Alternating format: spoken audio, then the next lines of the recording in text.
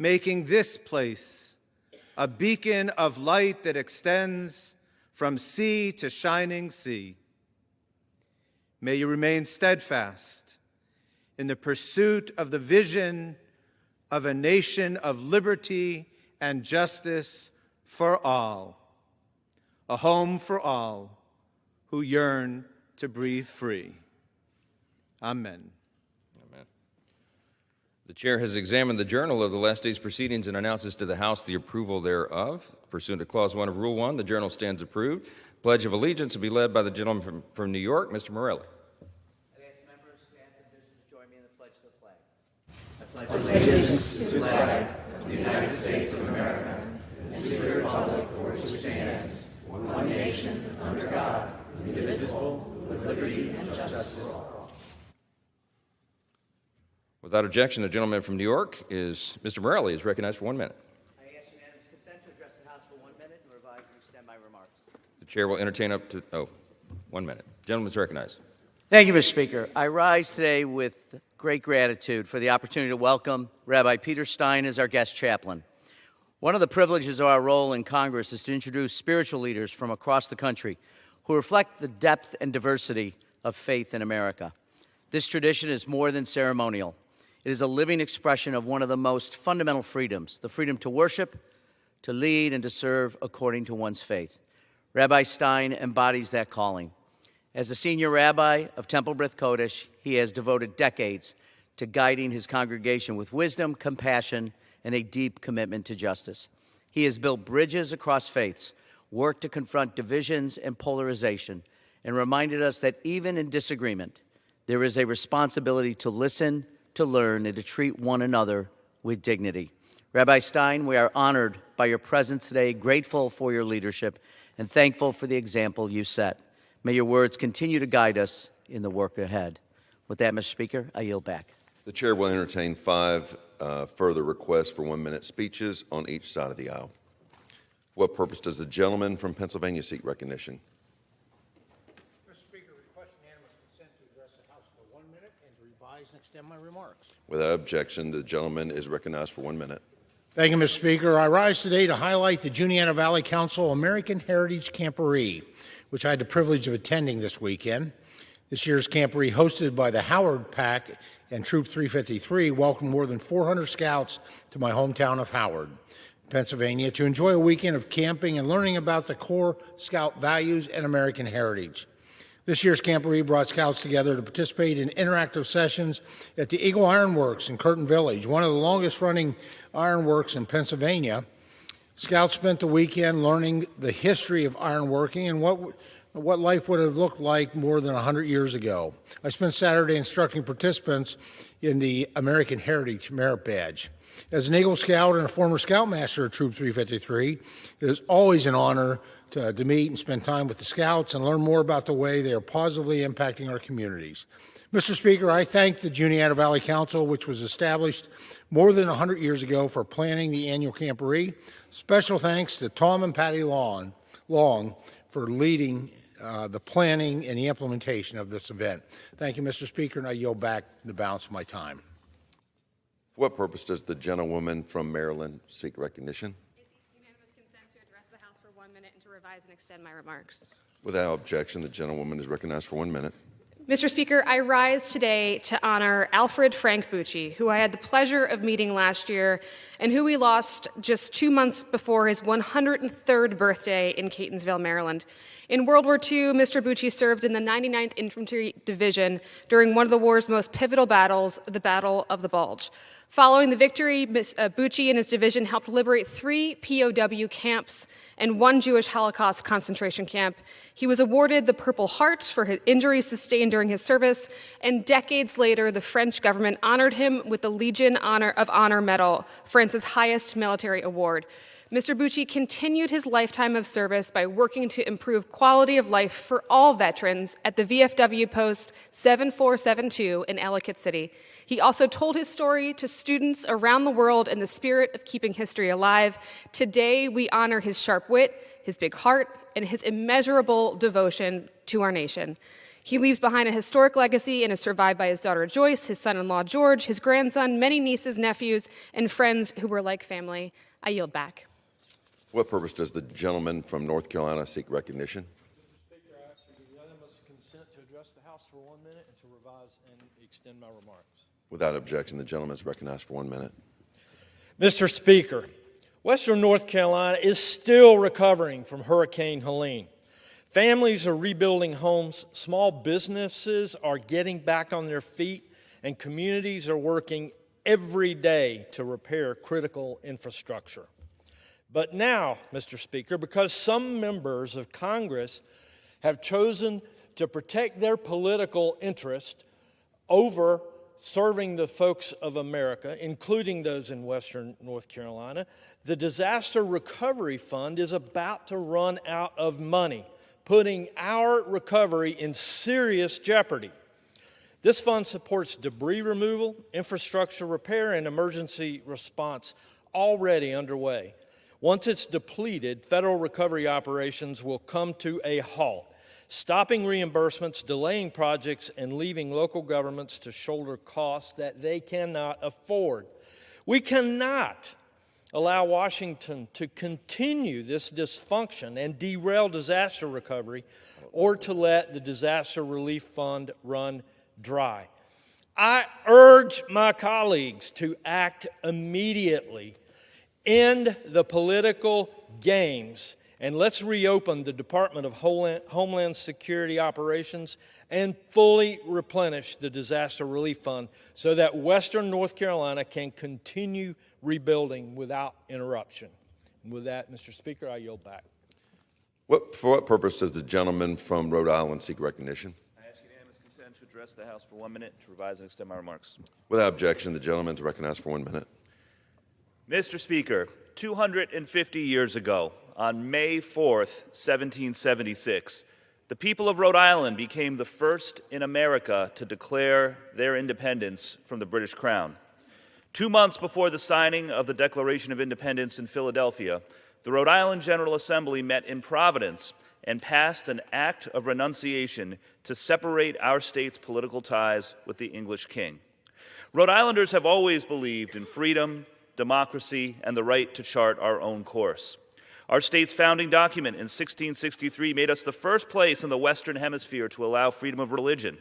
And in 1772, when the British Empire sent ships to enforce its unfair laws, we took matters into our own hands and burnt the HMS Gaspee in the Narragansett Bay, an act of defiance that inspired the continent to rise up against tyranny.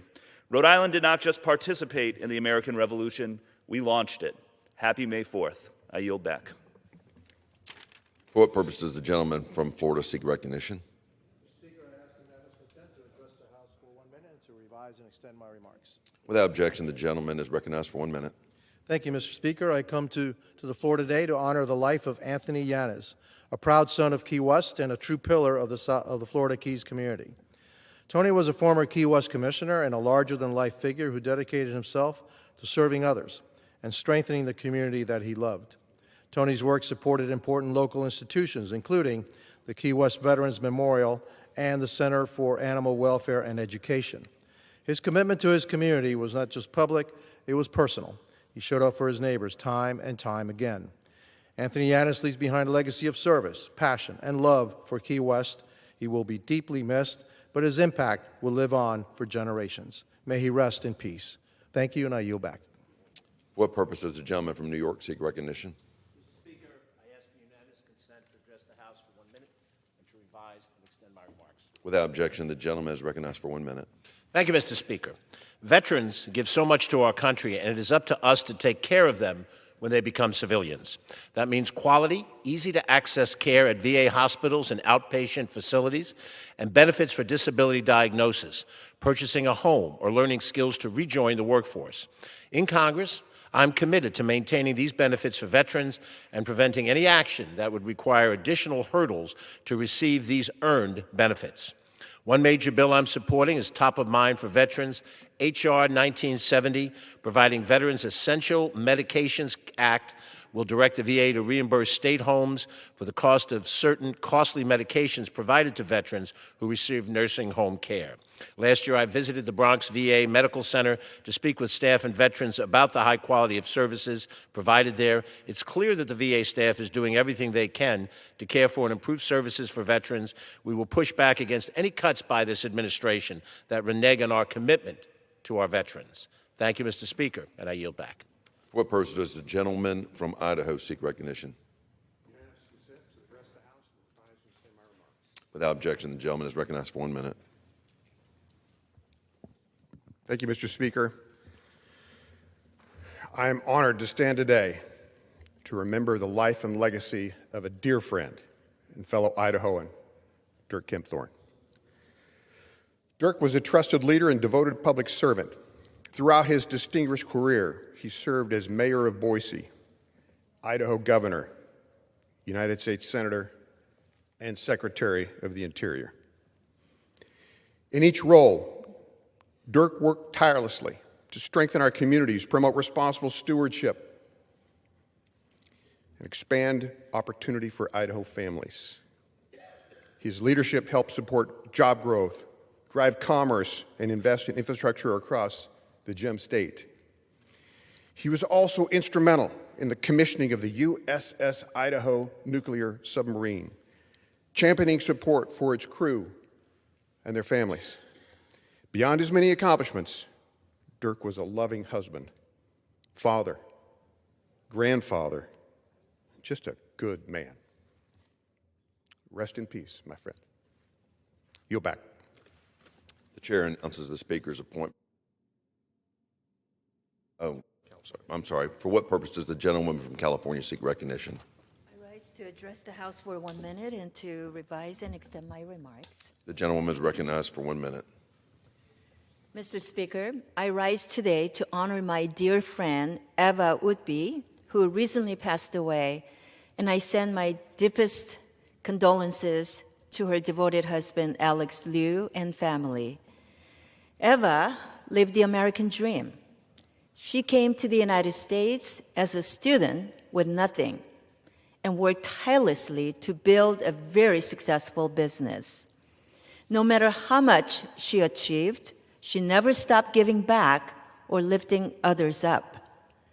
Even when her business struggled during COVID, and as she battled late-stage cancer, Eva never gave up. She faced every challenge with strength, dignity, and determination. Her life was not defined by hardship, but by courage and resilience. She showed all of us what it means to keep moving forward, no matter the odds. I'm very grateful for Eva's friendship, and I will strive to live up to the example she set every single day. With that, I yield back. The chair announces the speaker's appointment pursuant to 2 U.S.C. 2062 in the order of the House of January 3rd, 2025. The following individuals to the Advisory Board of the House Representatives Child Care Center. Mr. John Byers of Alexandria, Virginia, Ms. Rachel Collins of Washington, D.C., Ms. Julia Legansky of Potomac, Maryland, Mr. Derek Harley of Avon Lake, Ohio, Ms. Lauren Hodge of Alexandria, Virginia, Mr. Thomas McAllister of Washington, D.C., Ms. Anna McCormick of Alexandria, Virginia, and Mr. Kevin O'Keefe of Falls Church, Virginia. The chair announces the speaker's appointment pursuant to Section 1095 Sub B Sub 1 Sub A of the National Defense Authorization Act for fiscal year 2026, Public Law 119-60. The order of the House, January 3rd, 2025, the following individual on the part of the House to the Commission of National Defense Strategy. Mr. Robert O'Brien of Heber City, Utah.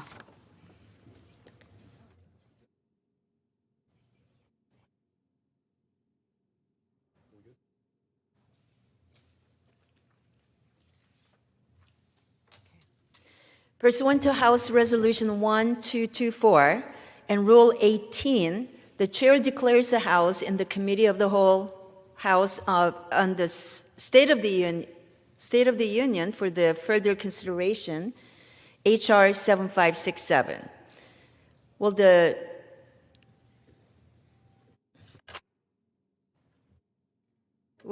gentleman from Florida, Mr. Patronis, kindly take the chair?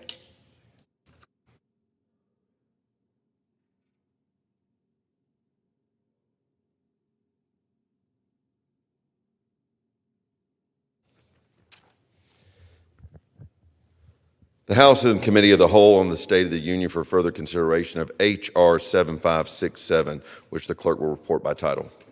A bill to provide for the reform and continuation of agricultural and other programs of the Department of Agriculture through fiscal year 2031 and for other purposes. When the Committee of the Whole rose earlier today, a request for recorded vote on amendment number 47, printed on Part B of House Report 119-628, offered by the gentleman from Texas, Mr. Self, had been postponed. It is now to consider the amendment number 49, printed on Part B of House Report 119-628. For what purpose does the gentleman from Indiana seek recognition? Mr. Chair, I have an amendment at the desk. The clerk will designate the amendment. Amendment number 49, printed in Part B of House Report number 119-628, offered by Mrs. Sparks of Indiana.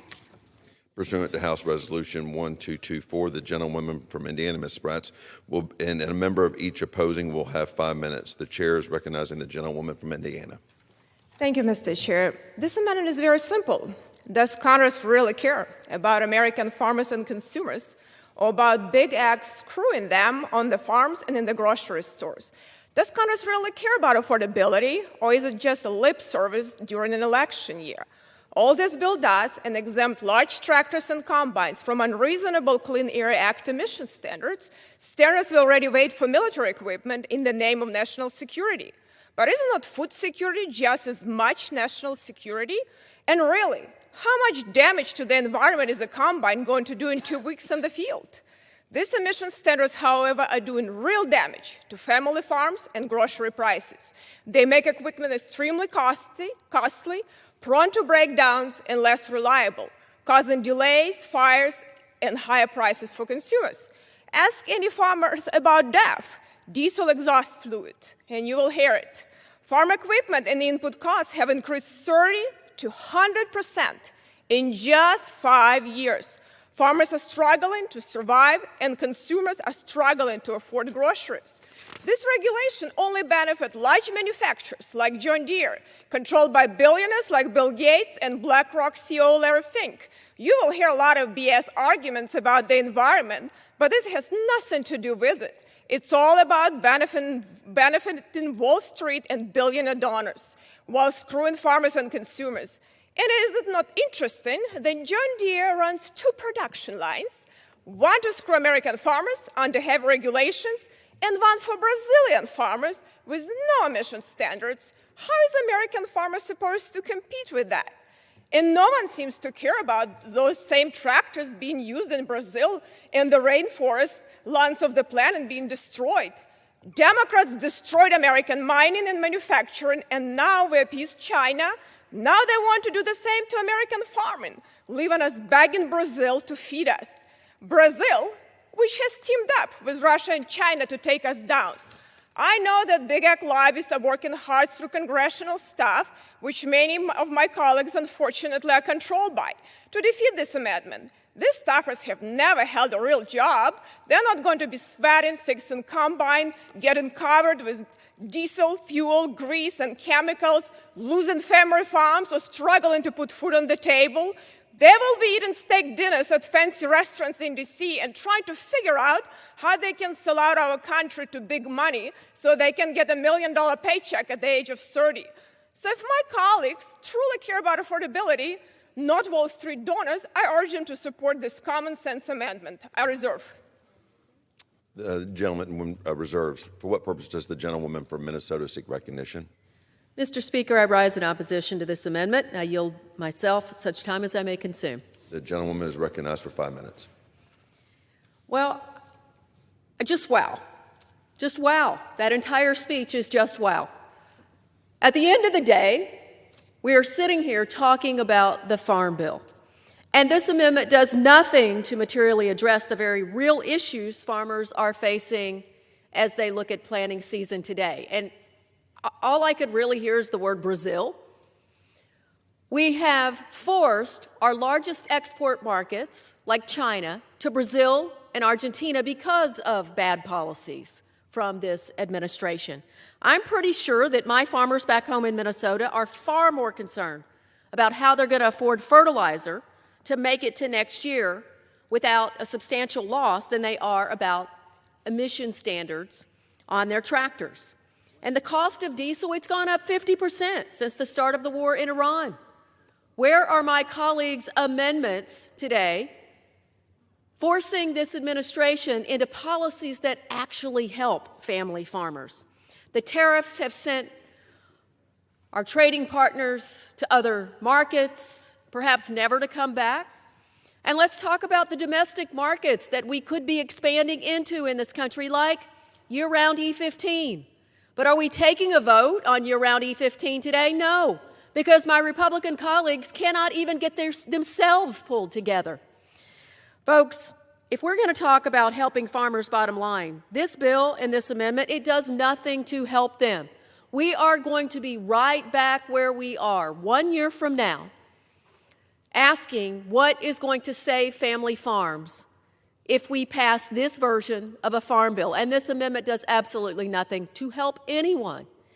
When we think about this farm bill, we think about the $187 billion in cuts to the SNAP program. That's $25 billion, folks, directly to farmers' bottom line. You know what else was $25 billion so far? According to the Secretary of Defense, the war in Iran, $25 billion. We're here talking about a skinny farm bill that adds no cost to anything when we just spent in the last 60 days $25 billion on a war in Iran that no one wants.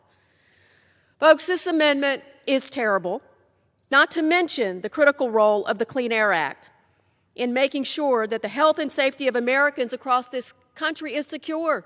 You know why Brazil is getting all our business? Because they're cutting down the rainforest and they're planting our commodities, our business. I urge my colleagues to oppose this amendment, and I reserve the balance of my time. The gentlewoman reserves. The gentlewoman from Indiana is recognized. Mr. Chair, can I inquire how much time I have remaining? Minutes. Thank you, Mr. Chair. It's very interesting. I don't think if my colleague from the other side would actually spend some time in Minnesota with farmers, I think she would have a different perspective. Actually, as a generational farmer, my family came from Minnesota and now in Indiana. If she would have spent a little bit of time actually talking to real farmers instead of trying to raise price of commodities that a lot of working family will be paying for, she would start worrying about input costs and what it's doing to our prices and how family farms are going bankrupt. And if we continue on this path, we will have no farmers. And it's very ironic that we allow Brazil, on top of everything else, to actually buy combines and tractors with none of the standards.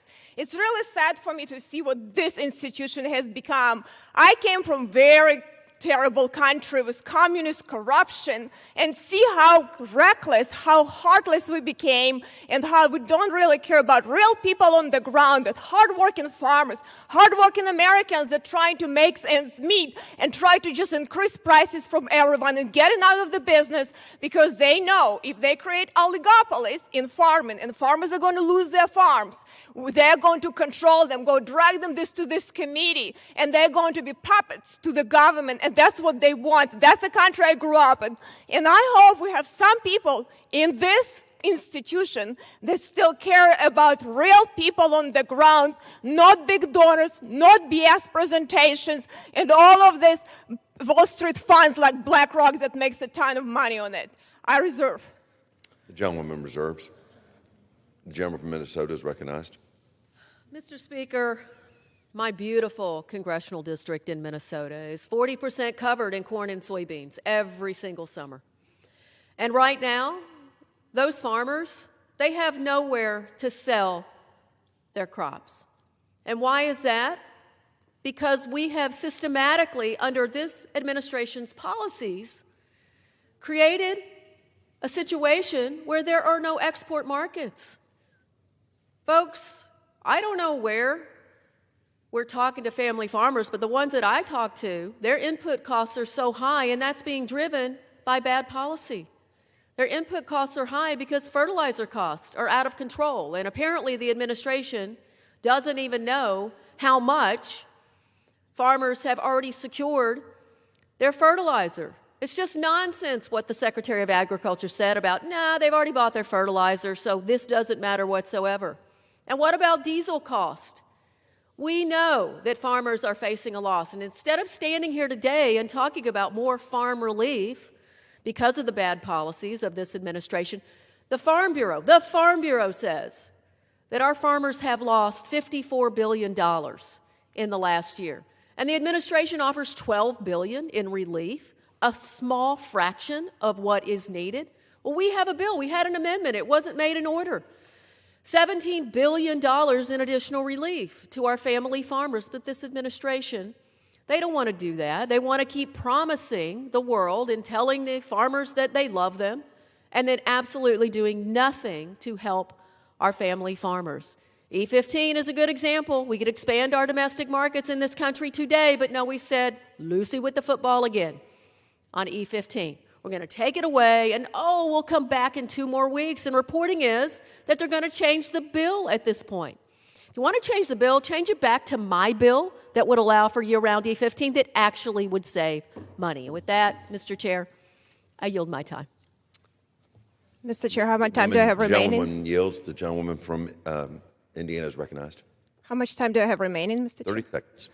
Mr. Chair, this is one of the bad policies the gentlewoman is talking about, the driving input costs, unreasonable, burdensome regulations on tractors and combine by EPA. And I yield a few seconds to the Mr. Chairman. Well, I'll just finish up by saying, for the ranking member, she's done with her political talking points of running for Senate. And hopefully she's here. I invite her on May 13th. Welcome to be here to vote on an E15 bill on May 13th. I thank the gentlelady. I support this bill. This dries up the cost of these pieces of equipment. Gentleman's time has expired. The question on the amendment is offered by the gentlewoman from Indiana. All those in favor say yea. All those opposed say no. Is it opinion of the chair that the yeas have it? The amendment is agreed to. Mr. Chair. The woman from Minnesota is recognized. I request a recorded vote. Pursuant to Clause 6, Rule 18, further proceedings on the amendment offered by the gentlewoman from Indiana will be postponed.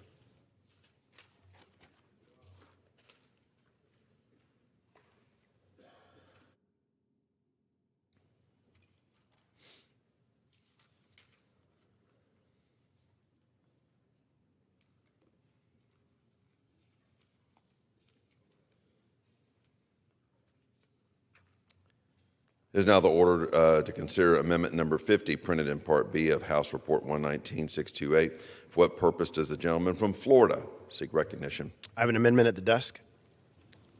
The clerk will designate the amendment. Amendment number 50, printed in Part B of House Report number 119-628, offered by Mr. Stubbe of Florida.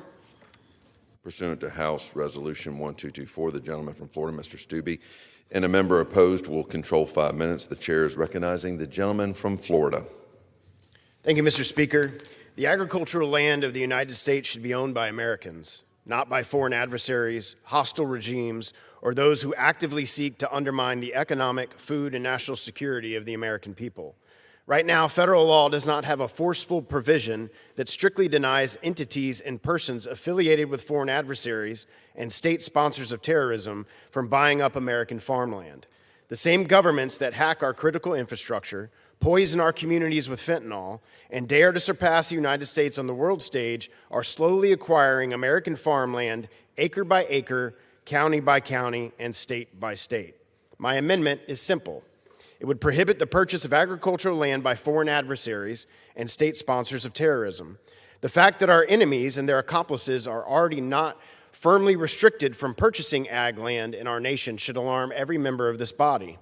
Enemy ownership of our agricultural land presents a clear, dire, and direct threat to our national security. Much of our farmland surrounds our nation's most sensitive critical infrastructure assets and military installations, and such proximity can afford our enemies the ability to surveil our troops and disrupt critical supply chains that support military readiness, our energy grid, and keep our economy flourishing. We should never allow our enemies to gain a foothold in the shadows of the installations that protect and defend our economic and national security. Our agricultural land is perhaps one of our nation's greatest strategic assets. It's the land that sustains American families, insulates our military installations, and serves as the backbone of the American economy. Why should we ever give our enemies a single inch of the very land that sustains our country? My amendment draws a hard line, which should have existed all along. Our enemies don't get to own Americans' agricultural land. I urge my colleagues to support the American people's sovereign right to our farmland by voting for my amendment. I reserve the remainder of my time. Gentleman reserves. What purpose does the gentlewoman from Hawaii seek recognition? Thank you, Mr. Speaker. I rise in opposition to this amendment and yield myself as much time as I may consume. The gentlewoman is recognized for 5 minutes. Thank you, Mr. Speaker. I rise in opposition to this amendment. This amendment seems innocent enough. Surely we do not want our foreign adversaries to acquire agricultural land here in the United States. But ultimately, this is a solution in search of a problem. As of December 2023, the USDA reported that foreignly held agricultural land has resulted in approximately 3.5% of all the agricultural land privately held in the United States. Essentially, 5 countries, Canada, the Netherlands, Italy, UK, and Germany, account for 62% of all of this 3.5%, with land owned by China coming in at approximately 0.9% of all total foreign-owned land, again, of this 3.5% in the United States.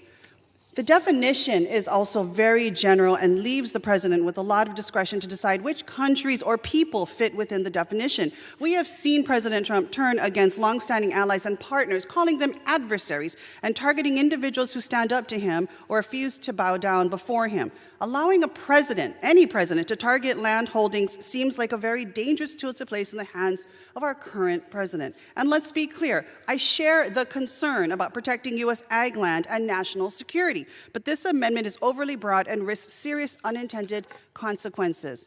We've been down this road before. So-called alien land laws once barred those deemed ineligible for citizenship from owning or leasing land, disproportionately targeting Chinese and Japanese communities because discriminatory federal laws denied them naturalization.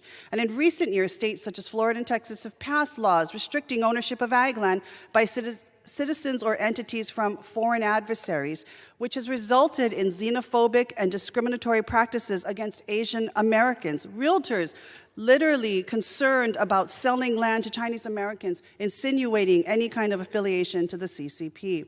If the goal is to address national security, we should be precise. Restrictions should be narrowly tailored to foreign governments and individuals already identified through existing authorities, such as the Treasury Department's specially designated nationals list. And we already have the tools to review and block risky transactions, including the CFIUS list that can be used to identify specifically who should not be purchasing our land. We should strengthen and enforce these tools, not create vague, sweeping prohibitions that invite confusion and discrimination, particularly against immigrants and people of color. We can protect our national security without undermining civil rights or opening the door to racial profiling. There is a better way to protect national security, to protect our agricultural land, and protect our Asian American community from the threat of racism. This amendment is not it. I strongly urge my colleagues to reject this amendment. Reserves. The gentleman from Florida is recognized. Thank you, Mr. Speaker. The heads of our different intelligence agencies have stated that the Chinese Communist Party is the #1 threat to the national security of the United States. I had the opportunity to serve in Hawaii for 3 years. Hawaii has a number of different military installations that are surrounded by, for example, pineapple farms, to allow the Chinese Communist Party to purchase land around our military installations, some of the most sensitive military installations that we have. It's very surprising that you have members from that very state with all of those military installations that wouldn't want to protect the national security of the United States. This is a very simple amendment. It doesn't matter who the president is. It matters that we're not going to allow our enemies to buy agricultural land by our military installations and put our country at risk. I reserve. The gentleman from reserves. The gentleman from Hawaii is recognized. Thank you, Mr. Speaker. I think it is rich that the previous speaker insinuates that China may buy all our agricultural land when most of the land in Hawaii was stolen by the United States of America when it was illegally annexed by this country. At this time, I yield so much time as may be required to the ranking member to speak on this issue. The gentlewoman's recognized. Thank you so much for yielding. I just want to say it's great news. It's good news. We've got a due date. We're going to get a vote on year-round E15 on May 13th. That's terrific news, Mr. Chair. I remember, though, that there was a partisan working group put together earlier this year, and we're supposed to get a deal by February 15th, and then it was supposed to be on the floor by February 25th. So I would say forgive my skepticism, but this certainly looks like every time you have a deal, we have a deal for a vote on year-round E15, there is an uprising in the Republican caucus, and somehow my Republican colleagues from Midwest states, where farm bankruptcies are up 70% this year, get rolled. Folks, Mr. Chair, I would remind my colleague from the other side of the aisle that everybody here is running for election to something in the next election cycle, so I clearly don't understand why it's being raised what I'm running for, but except the people who are retiring from the Republican conference in record numbers who are not seeking re-election. Currently, the vote on the Farm Bill, I would just remind us all, can't go to the Senate. The Farm Bill cannot go to the Senate without a vote on E15. So I would hope, although I remain skeptical, that anything is going to go smoothly in this conference, I hope that we do get our long-awaited vote on year-round E15. The last time E15 year-round passed was 2022, and Democrats were in the majority when it passed the House. Again, I hope, finally, Republicans can get their act together and figure out a path forward and give us a vote on year-round E15. And I yield back. Gentleman. Yeah, the gentlewoman from Hawaii's time has expired. The gentleman from Florida is recognized. Thank you, Mr. Speaker. This amendment doesn't have anything to do with E15. I'd like to yield the remainder of my time to the chairman of the Agriculture Committee, G.T. Thompson. The gentleman's recognized. Thank you, Chairman. Thank gentlemen for yielding. You know, they say an ounce of prevention is worth a pound of cure. And this is not the first time that we have been threatened with foreign entities purchasing up agriculture assets, be it production or processing. In the 1970s, it was Japan. And as a result of that, there are 29 states that have laws that restrict to some degree foreign ownership or investments in private agricultural land within their state. But up to this point, the federal government has failed to do its job because we have not had an agriculture presence in the CFIUS committee. By the way, we correct that in this bill. In this piece of legislation, Farm Food National Security Act, and the gentleman's amendment really complements that. Agricultural land is a strategic asset tied directly to food supply, and restricting foreign ownership help ensures that adversarial nations or entities, whoever those adversaries may be in the future, cannot gain control over land near sensitive site, or quite frankly, cannot control our food supply. A foreign entity controlling your food supply will control your nation. Keeping agricultural land in the hands of U.S. producers and away from adversarial nations supports long-term stability in food production, reduces reliance on foreign-controlled resources, and ensures that land use decisions align with national interests rather than with external economic or political priorities. And the CFIUS interagency group, which under this bill the Secretary of Agriculture would be a part of, would have that to be able to do their due diligence of that. Food security is national security, and that's why I urge my colleagues to vote in support of this amendment. Time's expired. The question for the amendment offered by the gentleman from Florida. All those in favor say aye. All those opposed say no. In the opinion of the chair, the ayes have it. The amendment is agreed to.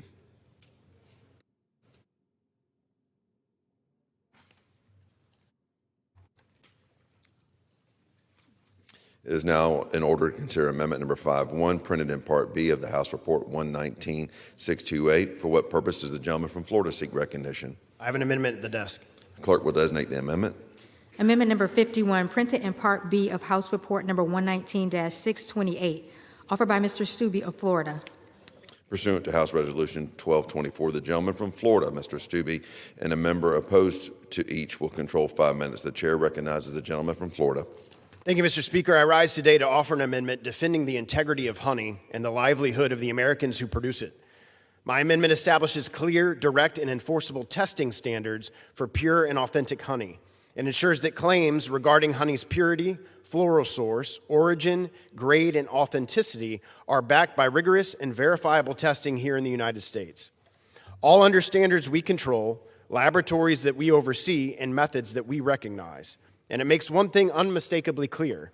Foreign certifications on their own cannot be used to prove the authenticity of purity of honey.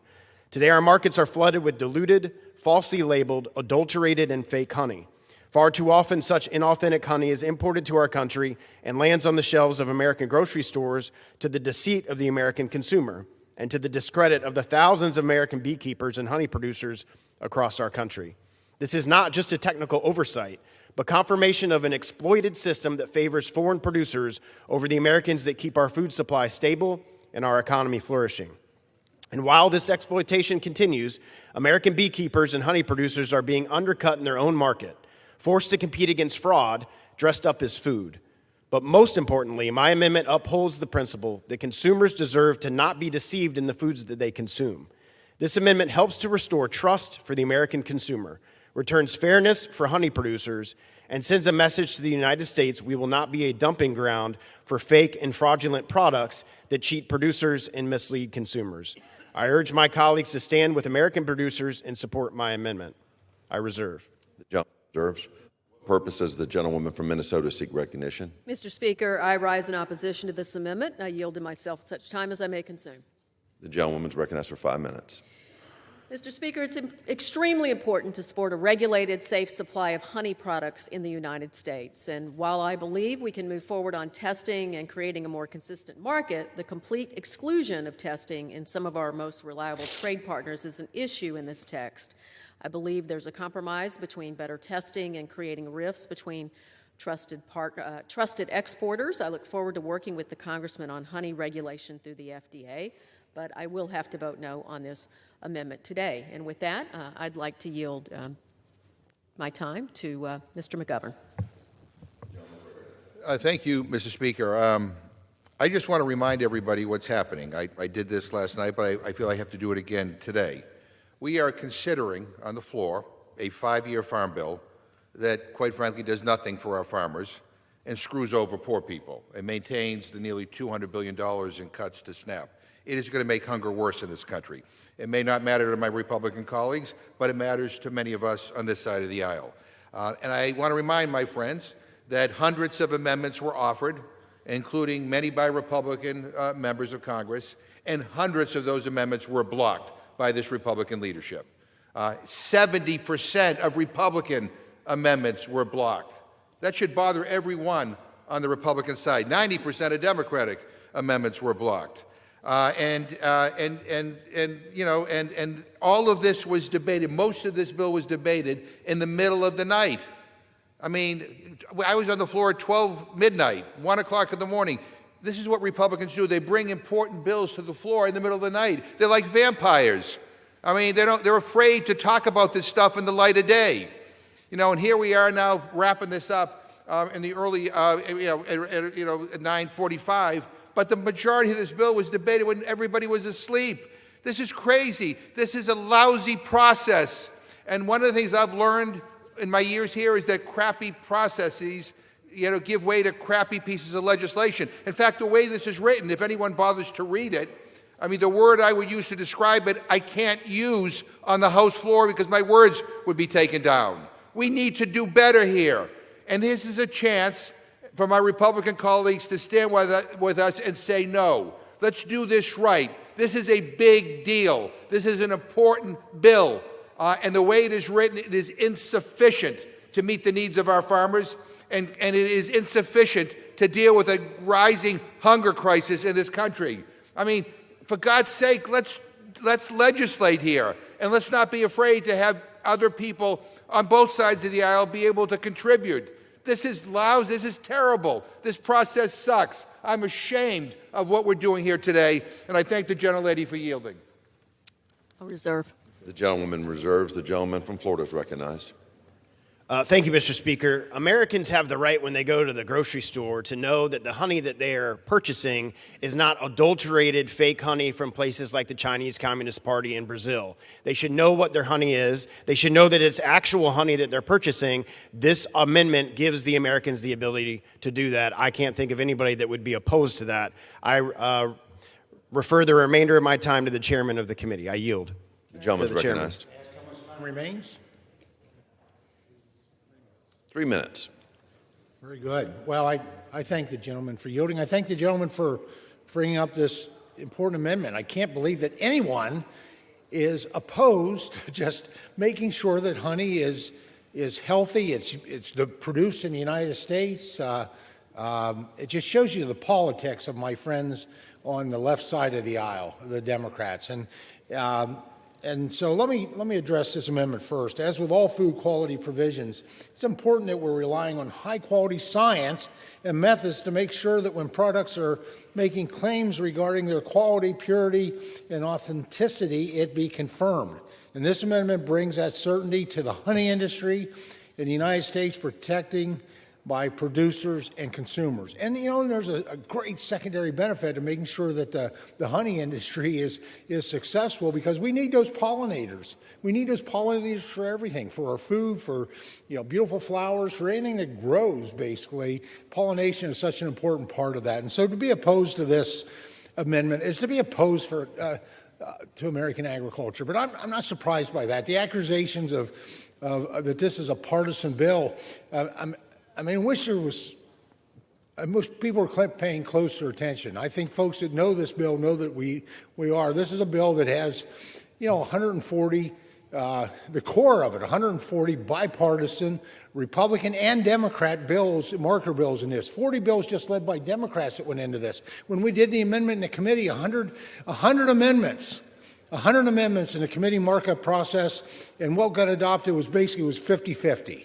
Half and half. And today, if you're really paying attention to what's happening on the floor, it's probably 50-50 today. I didn't do the actual math, but there's a lot of amendments that have been made not only in order, but were accepted by voice vote that were offered by my friends who are both Democrats and Republicans, and that this bill passed with bipartisan votes out of committee. So the political talking points for November that this is a partisan vote, a partisan bill, are just outrageous. You can't hide from the truth.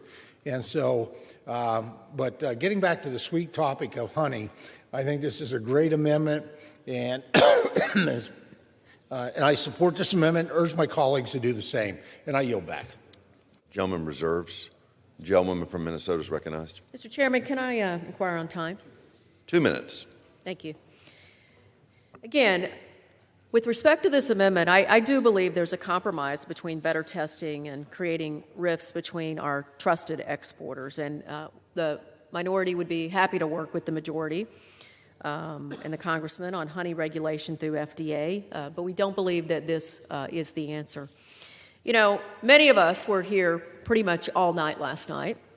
And what was interesting on the House floor during that time is after hours of delay in actually starting general debate on the Farm Bill, both sides of the Republican Party, both factions in the Republican Party who were negotiating for and against E15 came back claiming victory.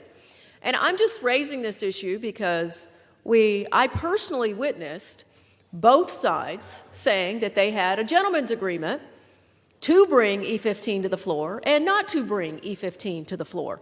And I would just caution my colleagues on the other side of the aisle who believe that there is a deal to get E15 to the floor, that there are some antics and tricks related to going back to the Rules Committee that folks may be planning.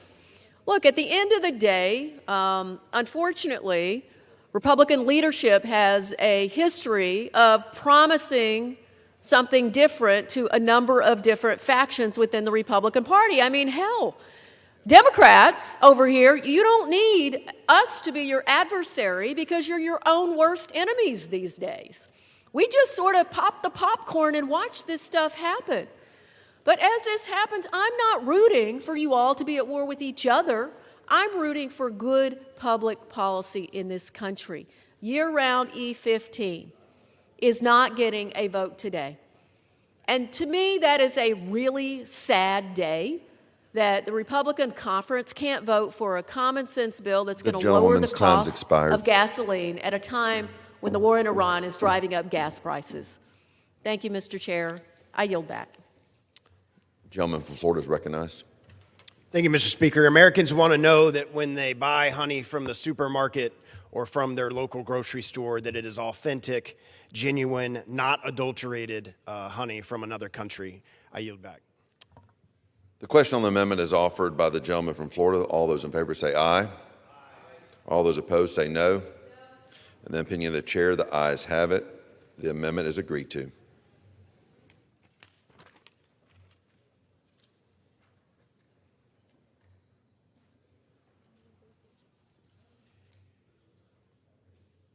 Ready to start? Pursuant to Clause 6, Rule 18, the proceedings will now resume on those amendments printed in Part B of House Report 119-628, which further proceedings were postponed in the following order. Amendment number 2 by Mr. Bentz of Oregon. Amendment number 8 by Mr. Crawford of Arkansas. Amendment number 20 by Mr. Gotham of Wisconsin. Amendment number 22 by Mr. Grantham of Wisconsin. Amendment number 28 by Ms. Luna of Florida. Amendment number 36 by Mr. Moore of West Virginia. Amendment number 39 by Mr. Shodden from Michigan. Amendment number 47 by Mr. Self of Texas. Amendment number 49 by Ms. Spratz of Indiana. The chair will reduce 2 minutes from the minimum time of any electronic vote after the first vote in this series. The unfinished business is the request of a recorded vote on Amendment number 2 in Part B of House Report 119-628. The gentleman from Oregon, Mr. Bentz, is on further proceedings were postponed on where the ayes prevailed on a voice vote. The clerk will redesignate the amendment. Amendment number 2, printed in Part B of House Report number 119-628, offered by Mr. Bentz of Oregon. A recorded vote has been requested, and those in support of a recorded vote will rise and be counted. A sufficient having risen, a recorded vote is offered. Members will record their vote by electronic device. This will be a 15-minute vote.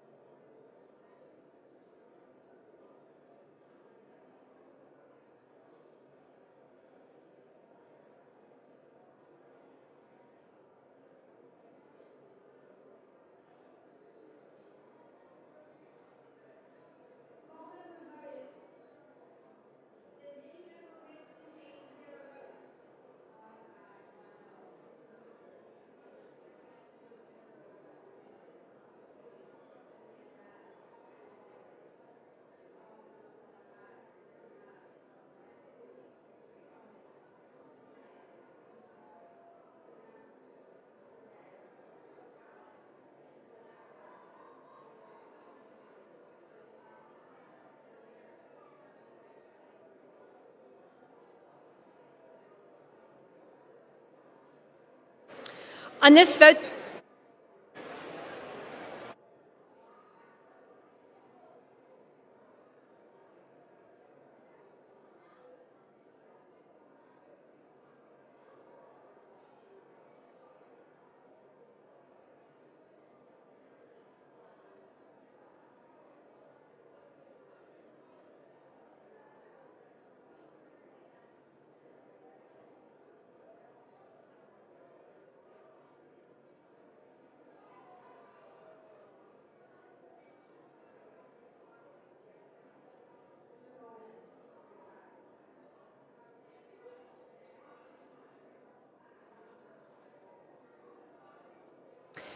this vote, on this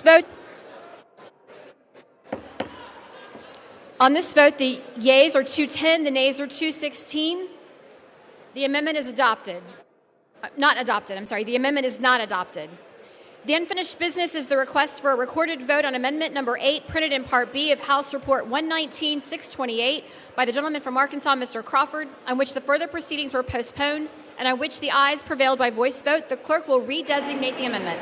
Amendment number 8, printed in Part B of House Report number 119-628, offered by Mr. Crawford of Arkansas. A recorded vote has been requested. Those in support of the request for a recorded vote will rise and be counted. A sufficient number having risen, a recorded vote is ordered. Members will record their votes by electronic device. This will be a 2-minute vote.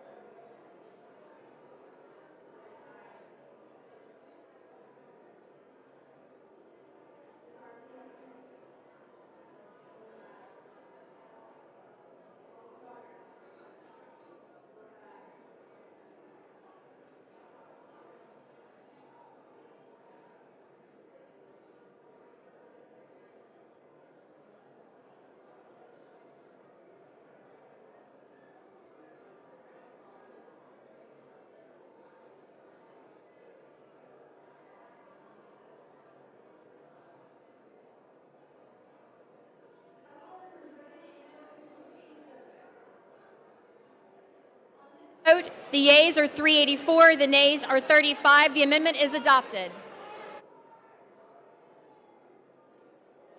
Unfinished business is the request for a recorded vote on amendment number 20, printed in Part B of the House Report 119-628 by the gentleman from Wisconsin, Mr. Grothman, on which the further proceedings were postponed, on which the ayes prevailed by voice vote. The clerk will redesignate the amendment. Amendment number 20, printed in Part B of House Report number 119-628, offered by Mr. Grothman of Wisconsin. A recorded vote has been requested. Those in support of the request for a recorded vote will rise and be counted. A sufficient number having risen, a recorded vote is ordered. Members will record their votes by electronic device. This is a 2-minute vote.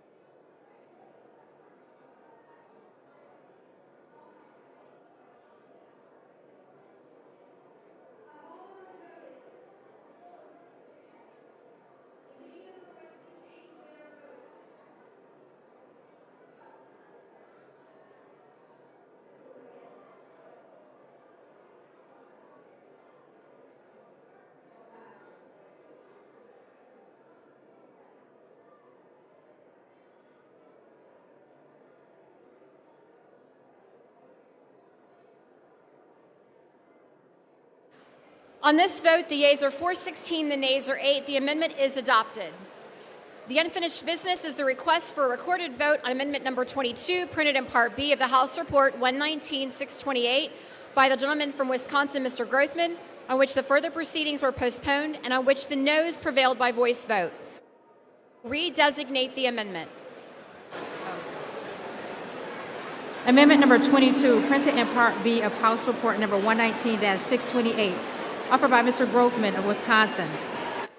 A recorded vote has been requested. Those in support for the request of a recorded vote will rise and be counted. A sufficient number having risen, a recorded vote is ordered. Members will record their votes by electronic device. This is a 2-minute vote.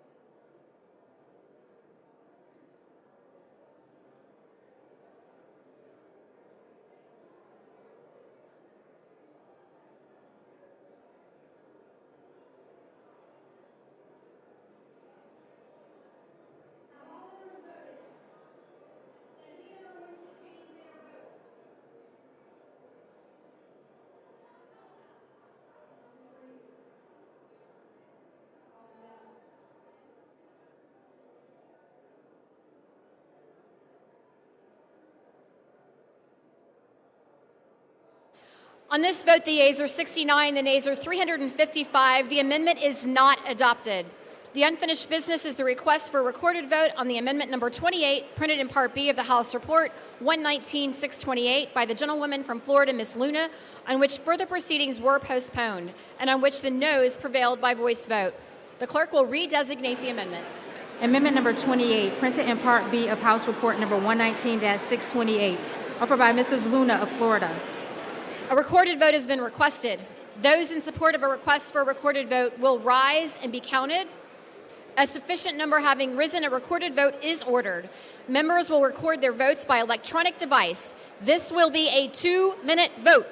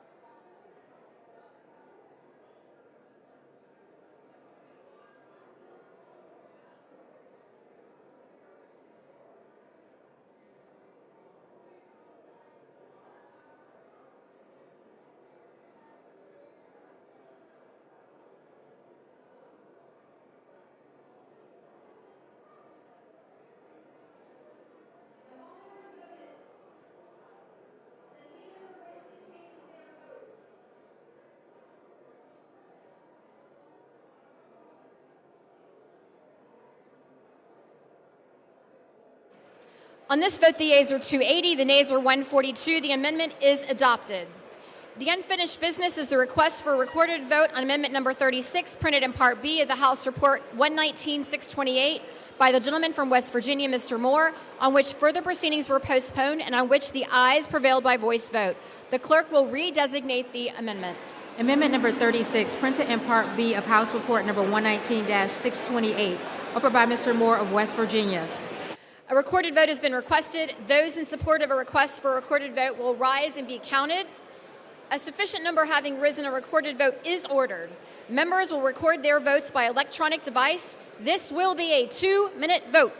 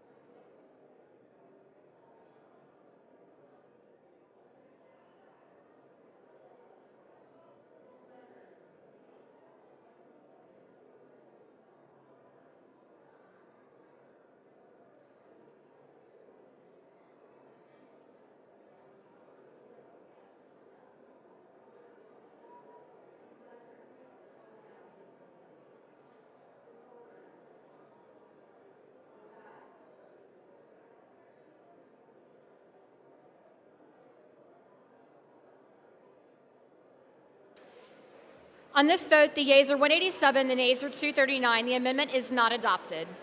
The unfinished business is the request for a recorded vote on amendment number 39, printed in Part B of the House Report 119-628 by the gentlewoman from Michigan, Ms. Scholten, on which further proceedings were postponed and on which the noes prevailed by voice vote. The clerk will redesignate the amendment.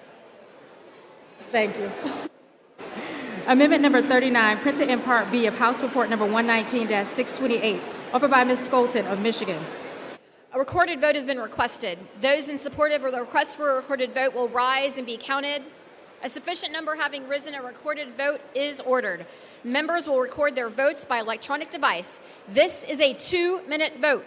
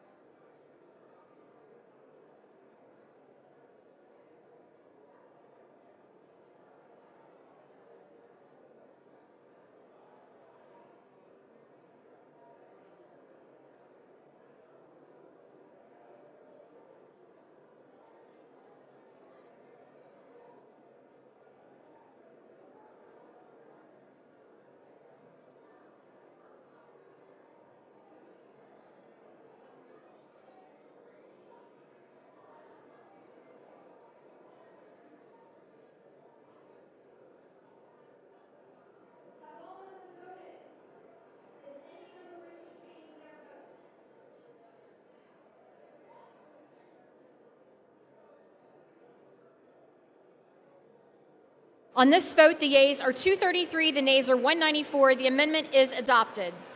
The unfinished business is the request for a recorded vote on amendment number 47, printed in Part B of House Report 119-628 by the gentleman from Texas, Mr. Self, on which further proceedings were postponed and on which the ayes prevailed by voice vote.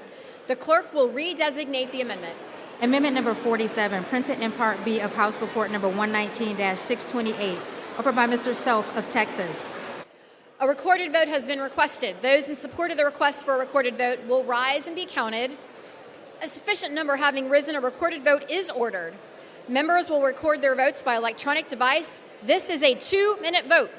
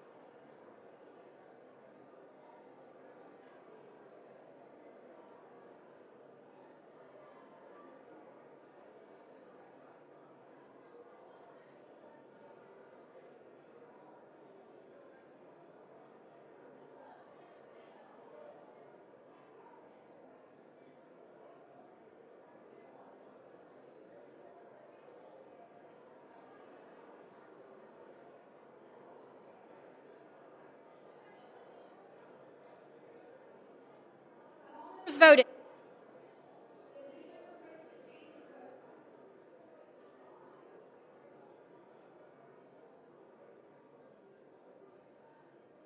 Vote the yeas are 186, the nays are 238. The amendment is not adopted.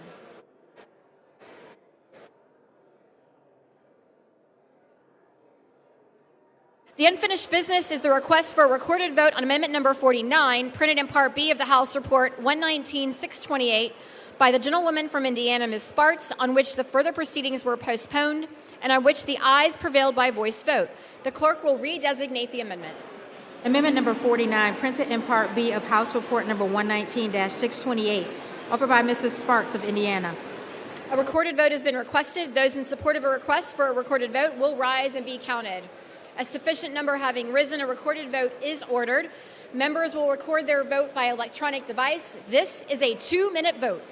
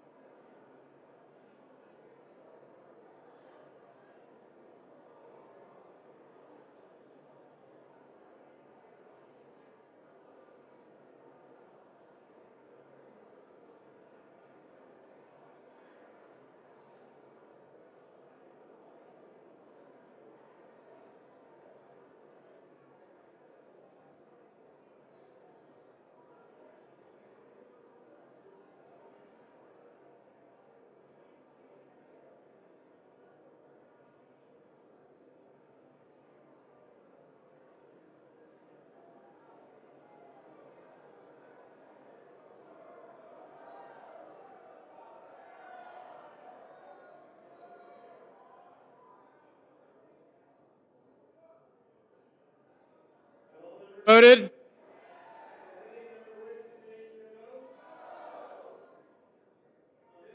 Yeas are 215, the nays are 213. The amendment is adopted. There being no further amendments under the rule, the committee rises.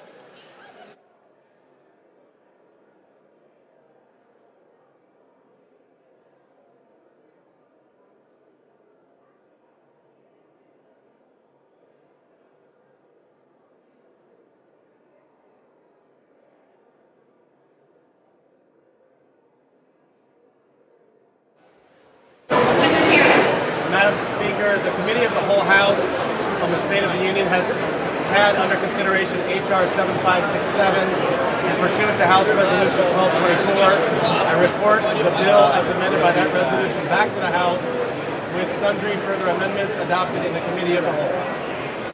The chair on the Committee of the Whole House on the State of the Union reports that the committee has had under consideration the bill H.R. 7567 and, pursuant to House Resolution 1224, reports the bill, as amended by that resolution, back to the House with sundry further amendments adopted in the Committee of the Whole. Under the rule, the previous question is ordered. Is a separate vote demanded on any further amendment reported from the Committee of the Whole? If not, the chair will put them in gross. The question is on the adoption of the amendments. Those in favor say aye. Those opposed say no. The ayes have it. The amendments are adopted. The question is on engrossment of the third reading of the bill. Those in favor, please say aye. Those opposed, no. The ayes have it. Third reading. A bill to provide for the reform and continuation of agricultural and other programs of the Department of Agriculture through fiscal year 2031 and for other purposes.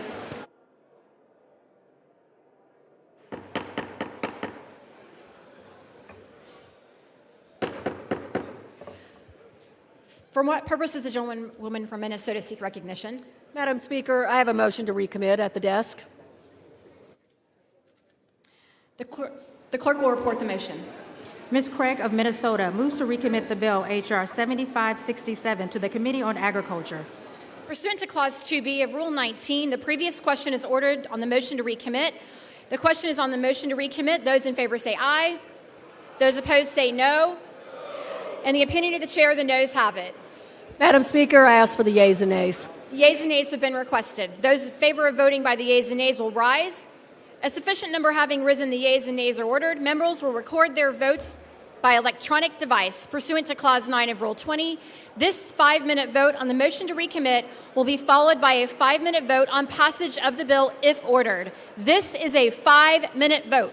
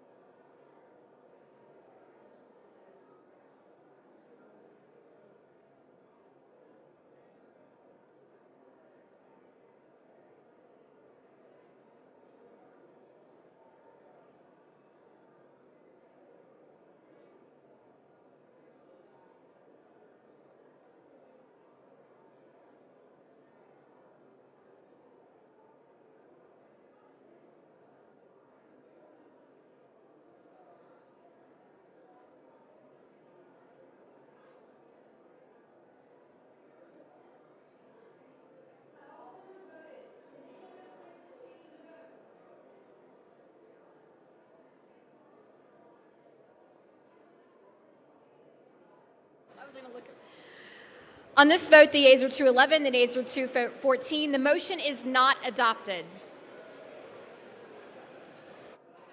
The question is on passage of the bill. Those in favor, please say aye. Those opposed, no. The ayes have it. The bill is... Madam Speaker, may I have the yeas and nays? The yeas and nays are requested. Those in favor of voting by the yeas and nays will rise. A sufficient number having risen, the yeas and nays are ordered. Members will record their votes by electronic device. This is a 5-minute vote.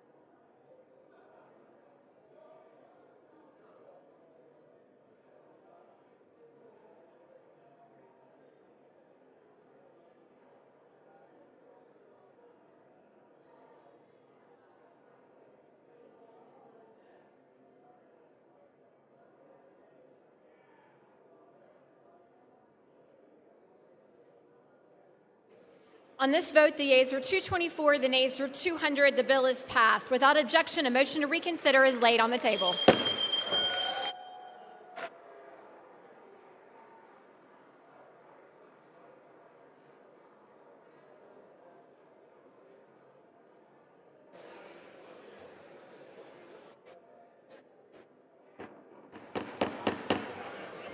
The House will come to order.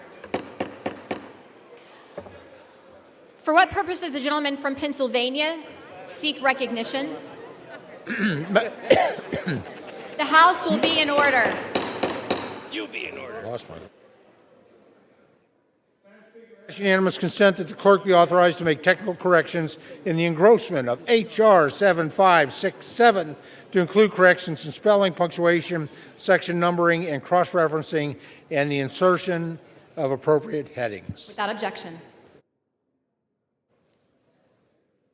For what purpose does the gentleman from Illinois seek recognition? I ask unanimous consent that I may hereafter be considered the first sponsor of H.R. 2424, a bill originally introduced by Representative LaMalfa of California for the purpose of adding co-sponsors and requesting reprintings pursuant to Clause 7 of Rule 7. Thank you. Without objection. Pursuant to Clause 12A of Rule 1, the Chair declares the House in recess subject to the call of the Chair.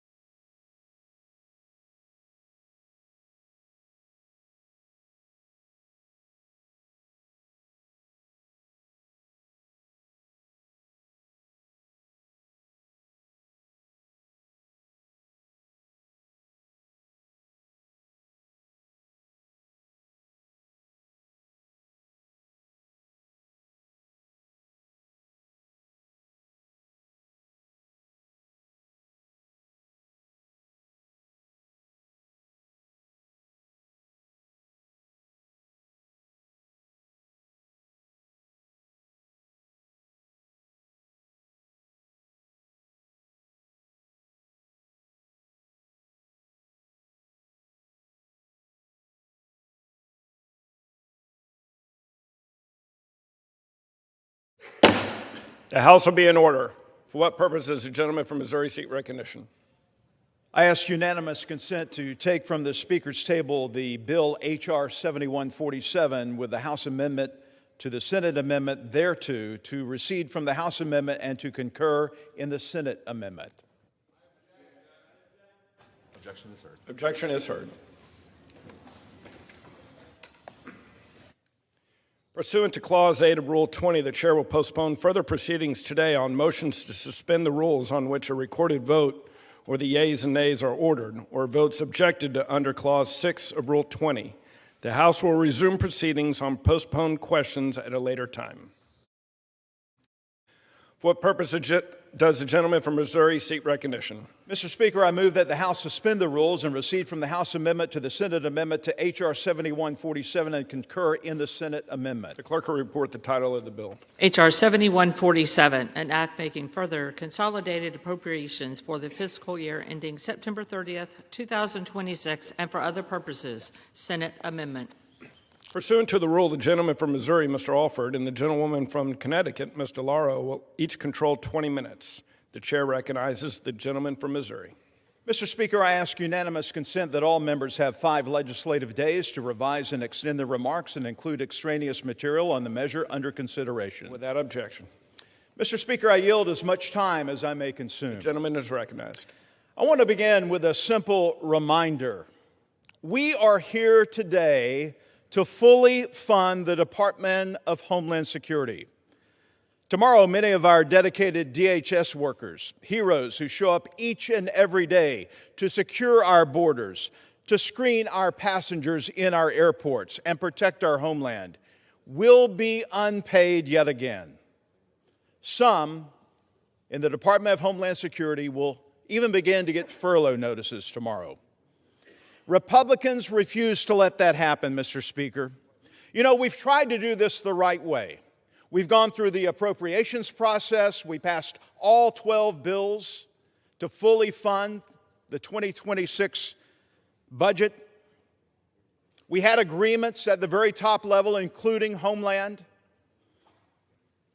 But those agreements were not adhered to. We fully funded DHS in the House 4 times. We have sent the funding package over across this very hall to the Senate. And unfortunately, Mr. Speaker, it's come to this.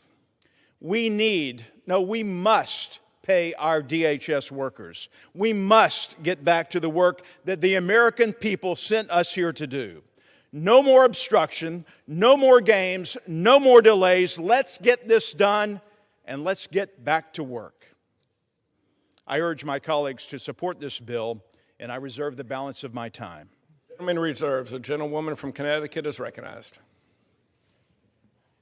Thank you, Mr. Speaker. Let me just say that this is a victory for the hardworking men and women whose lives were put on hold by Republicans for 76 days. But these hardworking men and women, they continued to work while Republicans shut down this government and held them hostage. It is about damn time that you come forward and do this. We proposed this. I proposed it 79 days ago. I yield back. The gentlelady reserves. The gentleman from Missouri is recognized. I'm reserving. The gentleman from Texas, Mr. Roy. The gentleman from Texas is recognized. I'm not going to take up too much time, given that I believe we're trying to expedite this and move forward. And we're in agreement on what we want to do to fund the Department of Homeland Security that we're going to fund here now. But the idea that we are isolating Border Patrol and isolating ICE is offensive to the men and women who serve in ICE and Border Patrol and are serving this country every single day to defend the people of this country. It is absolutely ridiculous that our colleagues on the other side of the aisle have done this to those men and women. And I want everybody to understand who's watching what's happening here right now, that while we are all unified in funding the rest of DHS, we are absolutely horrified that we are blowing up the appropriations process to target those brave men and women who are doing the Lord's work to keep us safe from cartels, from dangerous actors, and from illegal aliens across the streets of America that have been endangering the American people. I yield back. I reserve. The gentleman reserves. The gentlewoman from Connecticut is recognized. Would just say that those men, armed, masked agents marauding our streets and terrorizing people in our communities. We have, from the outset, wanted to negotiate how we deal with that in a separate way and fund everyone else in DHS, including Coast Guard, FEMA, Secret Service, cybersecurity, but it has been the Republicans have been intransigent and not willing to do that, but there we go. Today we're going to do it. It could have been done 76 days ago. I'll take it today. The men and women who are honorable, who are working every single day to defend this country, are going to be not held hostage any longer by my Republican colleagues. I yield back. The gentlewoman yields. The gentleman from Missouri is recognized. Mr. Speaker, I urge my colleagues to support this bill, and I yield back the balance of my time. The gentleman yields. All time for debate is expired. The question is, will the House suspend the rules and recede from the House amendment to the Senate amendment and concur in the Senate amendment? All those in favor say aye. Those opposed say no. In the opinion of the chair, 2/3 being in the affirmative, the rules are suspended. The House recedes from the House amendment to the Senate amendment, and the Senate amendment is agreed to. Without objection, the motion to reconsider is laid on the table.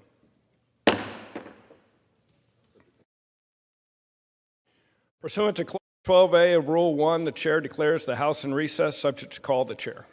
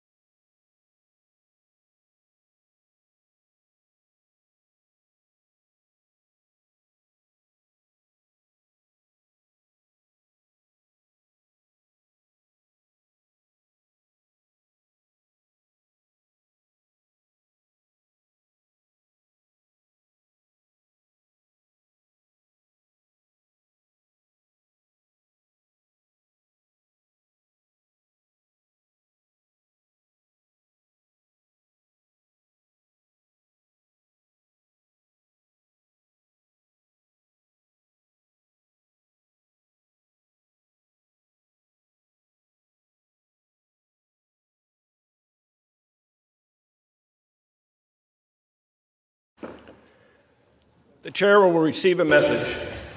Mr. Speaker, message from the Senate. Mr. Speaker, Mr. Secretary. I've been directed by the Senate to inform the House that the Senate has passed S-4465, an act to amend the FISA Amendments Act of 2008 to extend the authorities of Title VII of the Foreign Intelligence Surveillance Act of 1978 and for other purposes, in which the concurrence of the House is requested.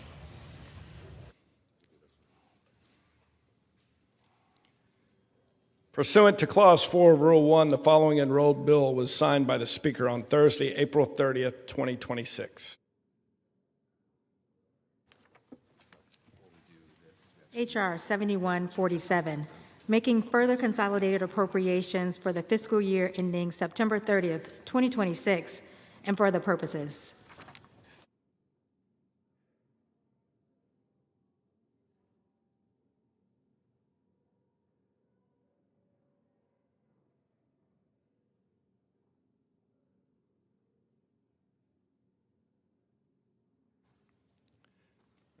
For what purpose does the gentleman from Ohio seek recognition? Mr. Speaker, I move to suspend the rules and pass S-4465. The clerk will report the title of the bill.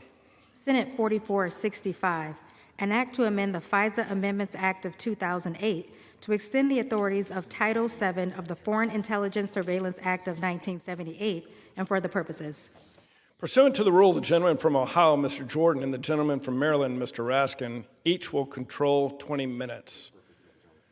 For what purpose does the gentleman from Kentucky seek recognition? Mr. Speaker, I rise to claim time in actual opposition to the motion. Does the gentleman from Maryland oppose to the motion? I do not oppose the motion, Mr. Speaker. Then the gentleman from Kentucky will control the time for the opposition. The gentleman from Ohio is recognized.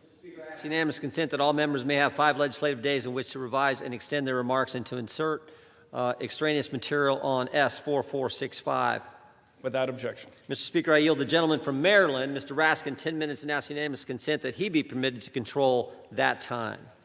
Without objection, so ordered. The gentleman from Ohio is recognized. Thank you, Mr. Speaker. This is not the outcome that any of us wanted for the FISA 702 program, but here we are. 702 program is incredibly important for protecting our national security and advancing our interest abroad. This temporary extension will ensure that there is no disruption to the program while we work out our differences on a longer reauthorization. I urge all members to support the legislation, and I reserve the balance of our time. The gentleman reserves. The gentleman from Maryland is recognized. Thank you, Mr. Speaker. The Senate just unanimously passed this 43-day extension. Yesterday, I was struck by a point my colleagues from House Intelligence made here on the House floor, that the FISA 702 authorities were too important to turn off. We agree. But I also know that we cannot turn off our constitutional values and principles. Nothing about protecting our safety should prevent us from protecting our rights. We can have both. When we talk about protecting civil liberties, we're not speaking of theoretical threats. We're talking of real violations perpetrated by the FBI, not just in 2022, but over the past year and still going on today. The March 2026 Fisk opinion describing the Fisk judge's concerns about the FBI's violations of FISA is still classified by an administration that seems intent on keeping the public in the dark as we debate this fundamental problem. We can say with some confidence that the FBI has no idea how many U.S. person queries they ran last year, how many times they spied on American citizens. And we should not have to take this vote without being able to explain these serious deficiencies. We have a right to know how many times the communications of American citizens were accessed. Every day that goes by where the Trump administration and Kash Patel's FBI can circumvent our constitutional values to spy on American citizens is one day too many. But I won't oppose this short extension, but only because it is my fervent hope and determination that it will give us the time to work together across the aisle to implement meaningful reform. It is long past time for Speaker Johnson to stop blocking members of this body from coming together across party lines to work in good faith to strike a bipartisan deal on Section 702 that is the support of a robust bipartisan majority which believes that the program is important for foreign intelligence but must be made consistent with the essential constitutional values of our privacy rights in under the Constitution. A significant majority of members in this chamber, Democrats and Republicans alike, want real reforms to protect Americans' privacy and civil liberties, not the paltry restatements of current law that have been offered to us so far. The vast majority of members of this body and American people want a federal judge, not an FBI agent or an FBI lawyer, to stand between them and their private communications. That's the constitutional design. You go to a judge. You don't leave it to the executive branch itself to check its own behavior. The Speaker must allow the House to work its will. The Speaker must allow the House to serve the American people, to bring to the floor legislation that lives up to the spirit of the Fourth Amendment and ensures Americans are protected from their government, as the founders intended. So as a gesture of good faith, we will give a few-week extension here, but we would love the Speaker of the House to get serious and allow us to have meaningful bipartisan negotiation and compromise. I've heard from so many distinguished Republican members over there, including a number of former federal prosecutors, who say we can work this thing out. Let us do the people's business and let's work it out. Thank you, Mr. Speaker. I reserve. Gentleman reserves. Gentleman from Kentucky is recognized. Mr. Speaker, I rise in opposition to this clean reauthorization of FISA, and in particular to this short-term reauthorization of FISA. A short-term infringement of the Constitution is still an infringement of the Constitution. How long has the Senate had to act on this? Is this an emergency? Is this something we haven't known about? No, I appreciate the work of my dear colleague and chairman of our committee, Mr. Jordan, on this issue for so many years, of trying to get warrants before Americans are spied upon. And in fact, my colleague Zoe Lofgren and I, on the other side of the aisle, over a decade ago, were successful in passing an amendment to FISA during the appropriations process that would have prohibited funds to be used to use the FISA program without a warrant. What happened to that amendment? It died in the Senate. They've had over a decade to work on this. And what does FISA stand for? Foreign Intelligence Surveillance Act. This, when it was originated, was never meant to be used to surveil Americans or to search through databases for their information. It was intended for foreign intelligence, but now it's used on Americans without a warrant. FISA databases have been used to query political activists, journalists, members of Congress and their staff, random romantic interests of FBI agents. And we're told, oh, don't worry, it's not being abused anymore. Well, maybe that's because they changed the definition of a query, and so when they do use the program anymore and abuse it, it's not a query by their definition, so they don't have to tell you when they have violated the law. They're interpreting it differently. As a matter of fact, there's a secret interpretation of how this law is used by the FBI. So secret that you got to go 3 floors underground to read about it. We can't tell the American public exactly how they're being spied on. But it's a particularly nefarious way. I think it's also unconstitutional. I know it's also unconstitutional. So for this and many other reasons, I oppose this FISA reauthorization, and I reserve the balance of my time. Gentleman reserves. Gentleman from Ohio is recognized. Mr. Speaker, we reserve. Gentleman reserves. Gentleman from Maryland is recognized. Thank you, Mr. Speaker. I want to thank my friend from Kentucky for his always unswerving leadership on behalf of constitutional values, privacy, the civil rights and civil liberties of the people. The question here is, how are we actually going to move the Speaker, who seems to be immersed in some combination of inertia, bureaucracy, and chaos, and the Senate, which doesn't seem to be living up to its traditional role in trying to reconcile our foreign policy and national security agenda with the constitutional values of the people. So we're saying, let's give it a few weeks now. I hope that Chairman Jordan will echo my endorsement of us really getting together to have bipartisan negotiations and compromise on this. This is not a partisan problem. We have people on all sides of this, on both sides of the aisle. But the vast majority of the Democrats want to make sure that we have a program that protects the privacy rights and the civil liberties of the people. No, we do not trust Kash Patel to have conversations with Tulsi Gabbard as a successful substitute for the Fourth Amendment of the Constitution. And I'm sure you don't trust whoever you would liken to Kash Patel and Tulsi Gabbard on our side. That's fine. That's partisan politics. That's why we want this to rest on some level of constitutional principles that will cut across party lines. So let's take a few weeks to have serious, meaningful discussions. So as a gesture of good faith, we say we will work with the Speaker if the Speaker will work with us. We see him conducting negotiations in the middle of votes on the House floor. How about we all get together the way that Congress is supposed to and have meaningful discussion and dialogue? And let's do the same thing with people in the Senate. I challenge the members of the Senate to stand up for a system that the American people can believe in. But we simply cannot leave it up to Kash Patel and Tulsi Gabbard and Donald Trump to enforce our civil rights and civil liberties for us. That's not going to work. They are partisan actors. They've proven themselves to be partisan actors, and they don't make any bones about that. They're unashamed of it. Fine. Then we need to put principles in place that are going to protect the American people. I reserve. Gentleman reserves. Gentleman from Kentucky is recognized. My friend and colleague on the Judiciary Committee and also on the Rules Committee, Chip Roy, has labored tirelessly to defend the constitutional rights of his constituents in Texas and all Americans. And I would like to yield him 3 minutes.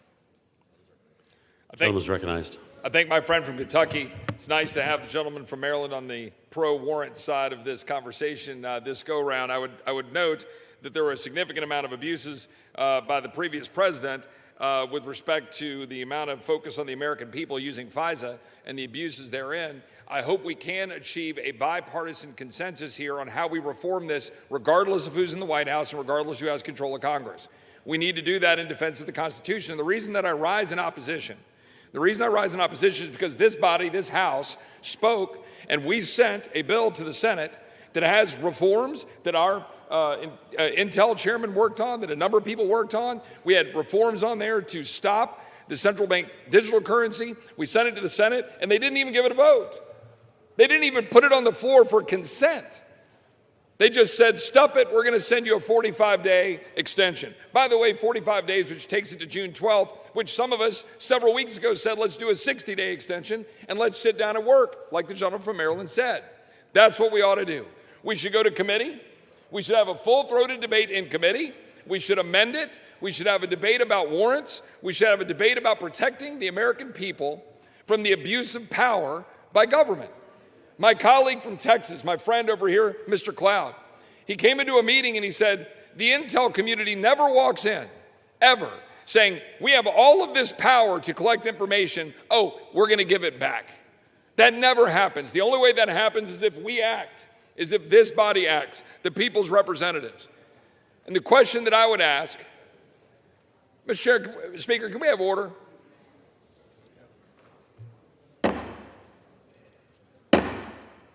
House will be in order. Gentleman from Texas. I thank the Speaker. The question I would ask is how much warrantless surveillance, how much spying on American citizens should we allow? How much? How much is acceptable? Because right now, we know for sure there is warrantless collection of information on the American people. We have other issues we've got to deal with. The kill switch, surveillance in automobiles, central bank digital currency, tracking what we spend, how we spend it, what we can buy. This body ought to be defending the people of the United States against the power of government being used against us. Under no circumstances should we allow technology to breach the wall that the Fourth Amendment created, that the government is not supposed to go through to get into your personal business, get into your homes, to look at your information, and to breach the privacy that you're guaranteed to not have the Fourth Amendment break. I rise in opposition to this. We should move forward and actually try to get actual debate on this, but I do not accept what the Senate is doing to step over what the House did earlier. The Senate should take up that bill and pass it. I yield back. A reserve. Gentleman reserves.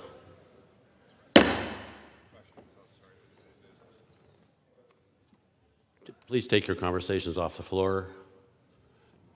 Gentleman from Ohio is recognized. Mr. Speaker, we reserve. Gentleman reserves. Gentleman from Maryland is recognized. Thank you, Mr. Speaker. The critical point is that we need to have a judge standing between the FBI and the private communications of the American people. This has got to be the essential constitutional value that's vindicated here.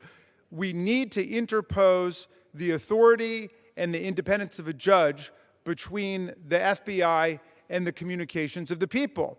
And the reform that my friend from Texas just mentioned is to have Kash Patel report his abuses to Tulsi Gabbard.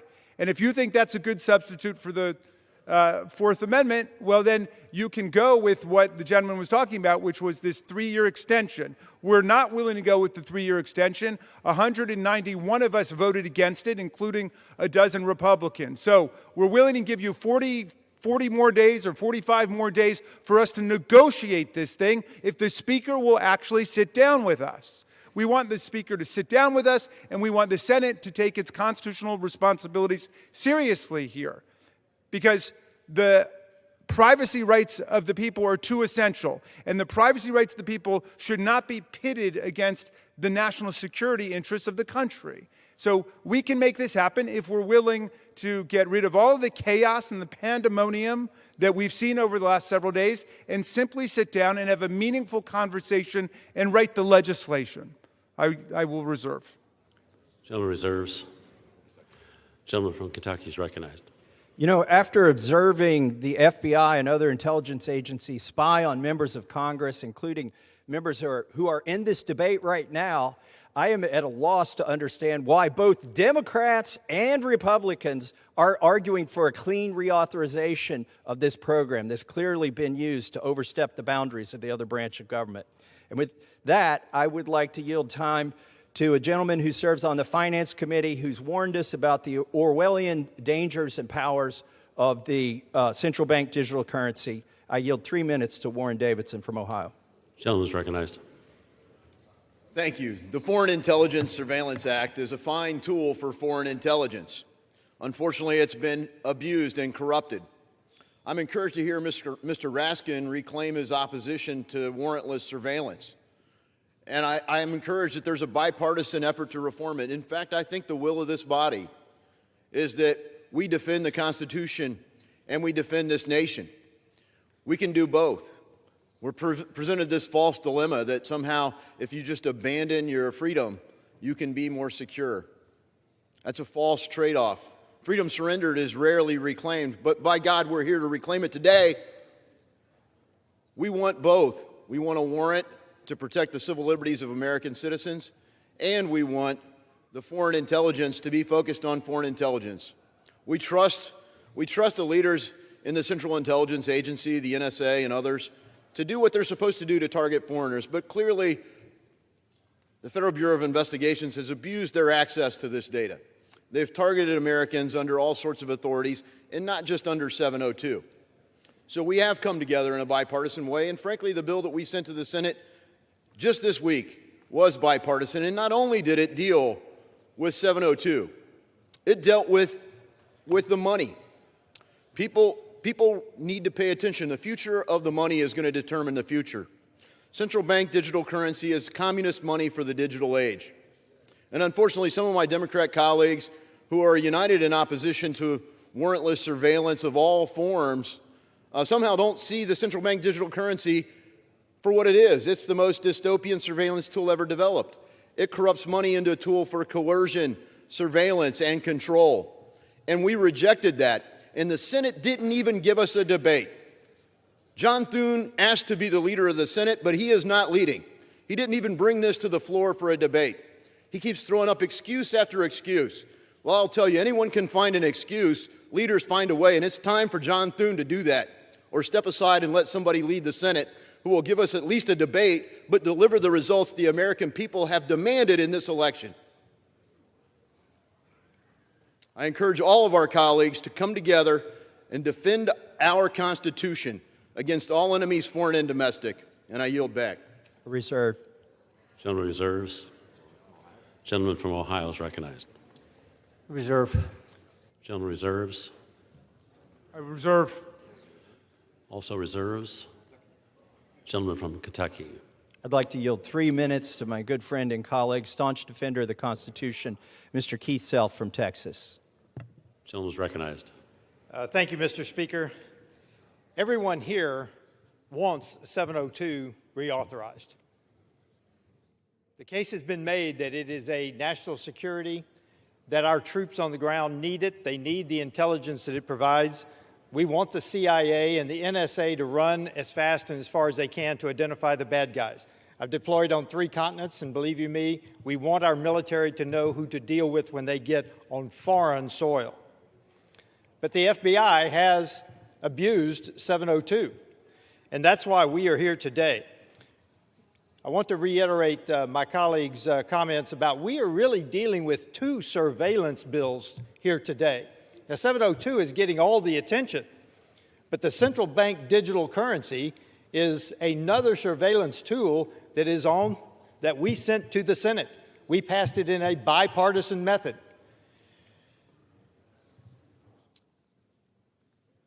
Let me explain the 2 to the people that are listening.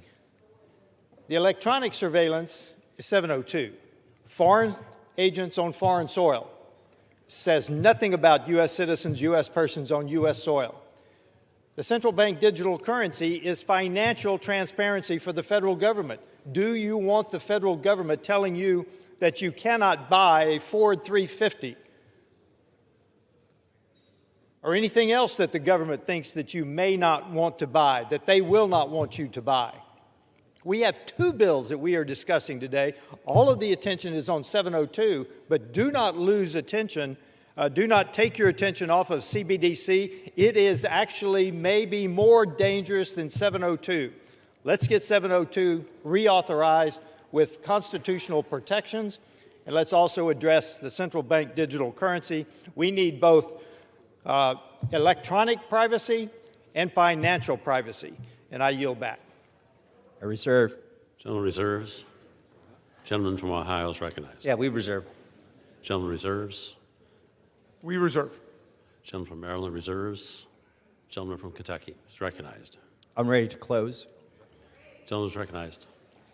So what are we opposed to? We're opposed to violating the Constitution. That's what's happening with FISA. It's happening with other provisions of law and court rulings. The third-party doctrine allows the government to go after your phone records without a warrant with a simple subpoena, after your health records, after your bank records. That needs to be reformed. We need to end the mandate on electronic kill switches in cars, the Orwellian technology that would be the judge, the jury, and the executioner shut your car off midstream, mid-drive. If it determines, some AI in your dashboard determines that you shouldn't be driving at that moment, or maybe the government determines that.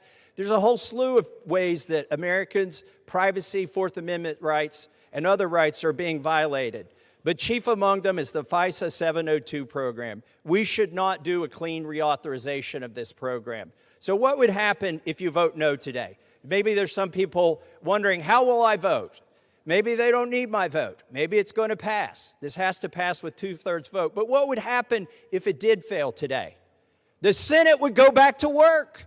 They're trying to punt. They want to go home, leave town, and leave us with the work of this. And we've done our work. We've done it for years. We've sent them versions of this. And yet they insist on another clean reauthorization. I object to that. And with that, I yield another 3 minutes to my colleague from Texas. Yeah. Mr. Speaker, we have order. The House will be in order. Gentleman is recognized. The reason I asked for the gentleman to yield to me is precisely the response we just heard. You know what really the problem is?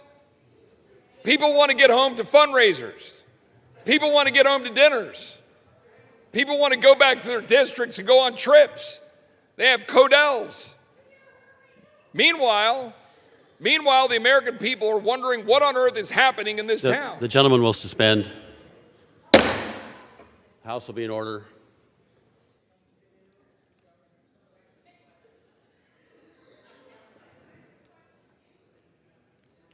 Gentleman is recognized. Thank the Speaker. The American people are wondering what on earth is happening when they look at this body and see what we failed to do. We're continuing every single day to drive this entire country into bankruptcy. $40 trillion, government spying on the people, failure to stop government spying on the people, kill switches in cars, failure to stop sugar drinks going to children on the SNAP program voted by both sides of the aisle. And we go home and the American people say, what are you doing? Well, here we sit. And the response here is, please let us get on our flights so we can go home.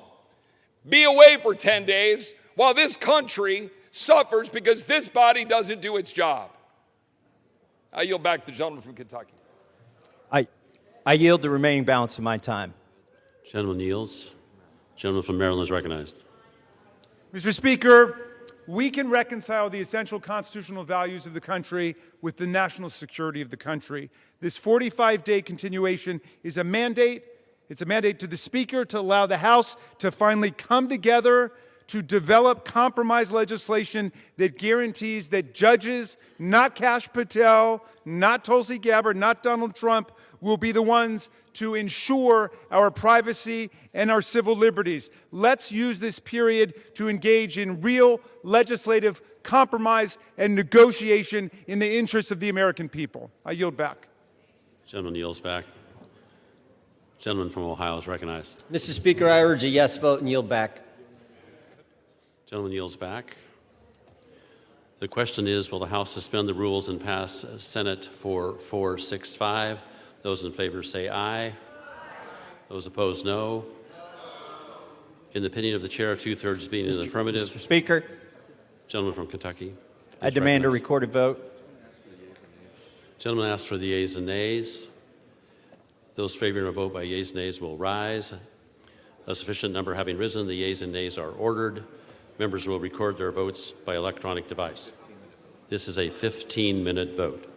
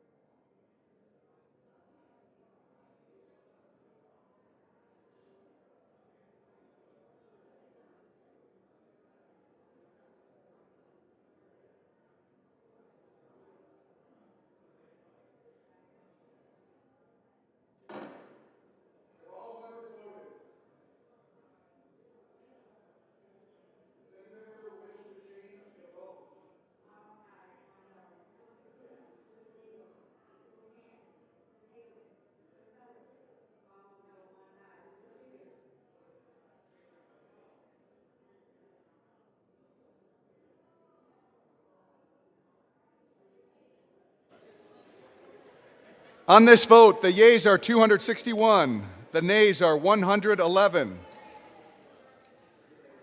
Two-thirds being in the affirmative, the rules are suspended, the bill is passed, and without objection, the motion to reconsider is laid on the table.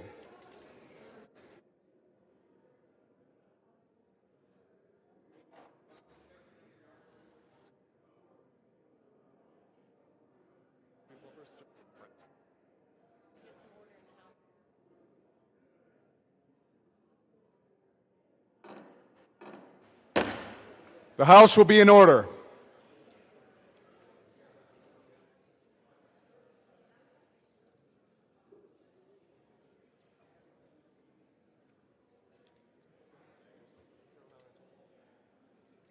Chair will now entertain requests for 1-minute speeches.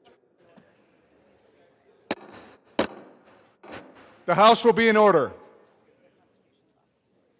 Please take your conversations off the floor.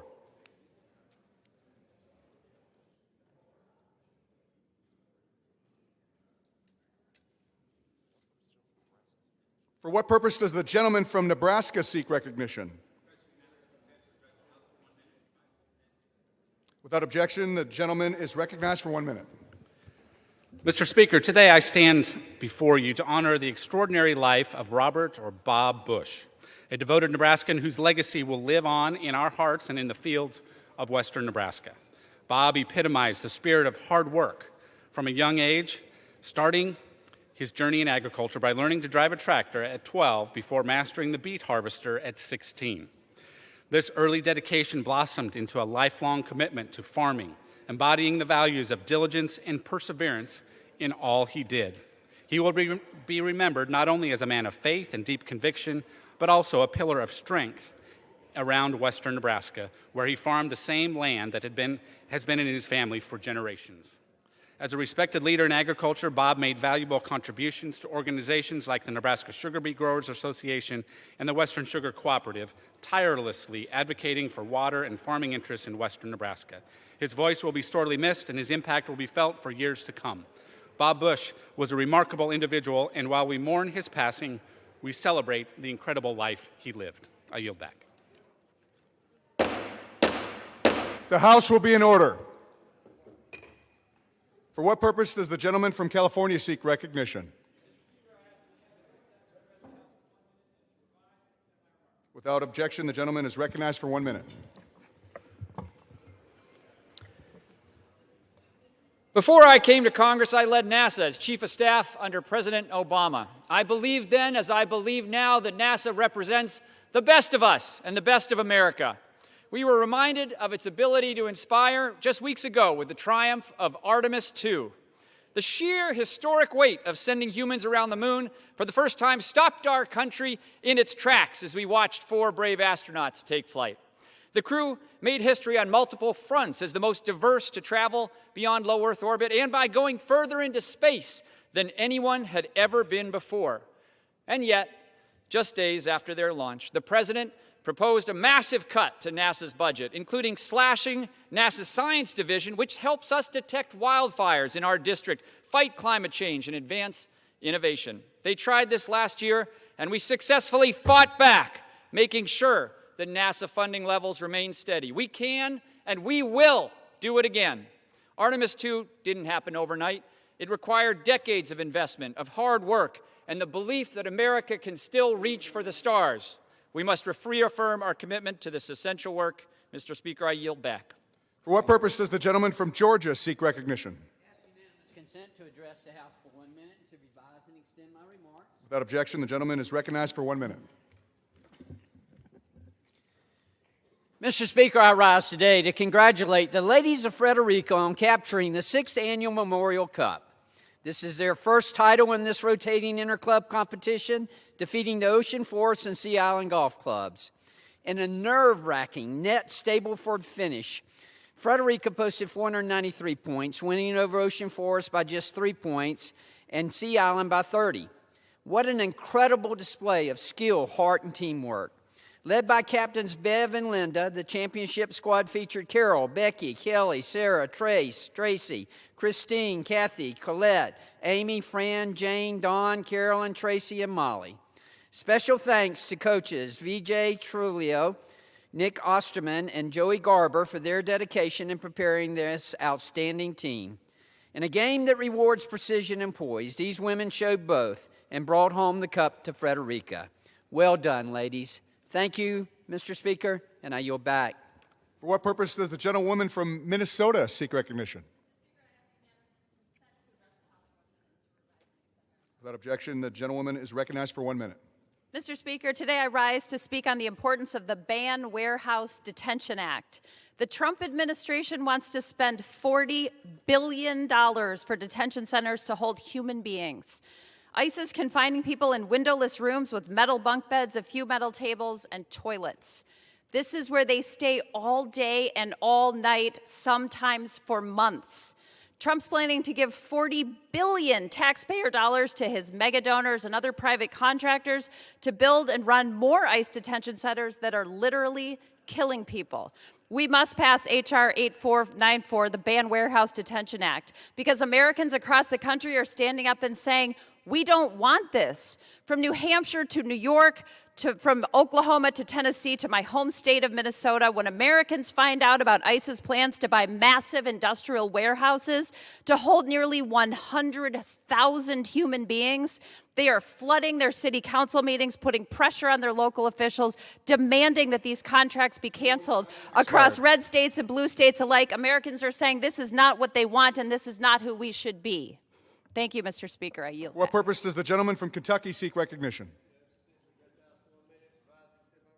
Without objection, the gentleman is recognized for 1 minute. Mr. Speaker, I rise to celebrate the biggest high school sports achievement in the history of Cumberland County, Kentucky. Congratulations to the Cumberland County Lady Panther softball team on their recent victory in the 2026 All-A Classic State Championship. The Lady Panther victory marks the very first state championship won by any sports team in the history of Cumberland County High School. Cumberland County is one of Kentucky's most rural counties with a population of just over 6,000 residents. Cumberland Countyans were so proud of their softball team, they lined the streets of Burkesville, Kentucky for a massive parade honoring their hometown heroes. Congratulations again to the state champion Cumberland County Lady Panther softball team. I yield back. For what purpose does the gentleman from California seek recognition? Without objection, the gentleman is recognized for 1 minute. Mr. Speaker, yesterday Secretary Hegseth couldn't answer my question about how much the war in Iran is costing the American people, so I'm going to answer it for him. The answer is $631 billion, $5,000 per American household. That's how much it's costing because of the increase in the price of food, the price of gas, the price of electricity. We need to end this war now and help the American people reduce costs. Thank you, Mr. Speaker. For what purpose does the gentleman from California seek recognition? Consent to address the House for 1 minute to revise and extend my remarks. Without objection, the gentleman is recognized for 1 minute. Mr. Speaker, I am proud to introduce a resolution to formally recognize April 30th, 2026 as the 51st anniversary of Black April, or Tháng Tư Đen. For the Vietnamese diaspora, April 30th, 1975 is not just a solemn day in our history, it is a reminder of the day we lost everything, our homes, our livelihoods, and our beloved country. We honor the members of the South Vietnamese military who fought alongside American and Allied forces, risking everything to defend democracy. My own parents escaped brutal repression by the communist government and fled to the United States seeking the freedom that had been ripped away from them. Amidst the darkness of war, our culture, our grit, and our resilience have spread across the world. As the first Vietnamese American to represent Orange County's Little Saigon in Congress, I am proud to share our story on the floor of the House of Representatives to ensure that no communist regime can rewrite our history. Thank you, and I yield back. For what purpose does the gentlewoman from Ohio seek recognition? Without objection, the gentlewoman is recognized for 1 minute. Thank you, Mr. Speaker. I rise tonight to speak of a crisis of the President's own creation due to his war of choice in Iran and the confusion that has caused. It is my duty every day to speak for the families of Ohio who are being squeezed. Gas and diesel, oh my. The prices in Michigan, Indiana, Illinois, Wisconsin, and across Ohio are now crippling at their highest level since the summer of 2022. Prices are approaching a new all-time record, according to data from AAA and Gas Buddy. Over the next 24 hours, Americans from coast to coast will spend $500 million, $500 million more on gasoline than they would have on March 1st. That's $500 million with a B.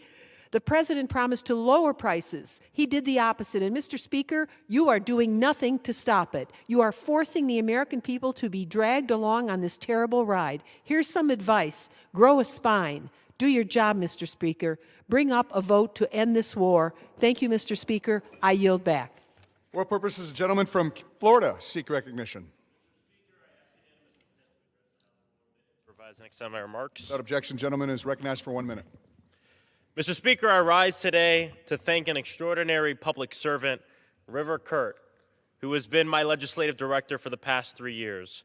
River has been a steady and thoughtful force behind so much of the work our office has been proud to lead, bringing not only deep policy expertise, but a commitment to improving people's lives, from advancing housing solutions like the Pro-Manufactured Home Communities Act to shaping efforts around the White House Office of Gun Violence Prevention that we got done just a few months from being in the office in our freshman term.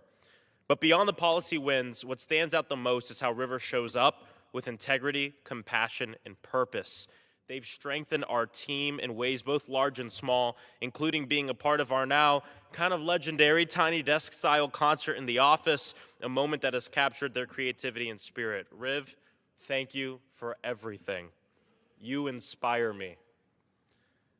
Thank you for your impact on this country. The nation is better because of you and your work. I love you, dude, and I yield back. Thank you. For what purposes, the gentleman from North Carolina seek recognition. Without objection, gentleman is recognized for 1 minute.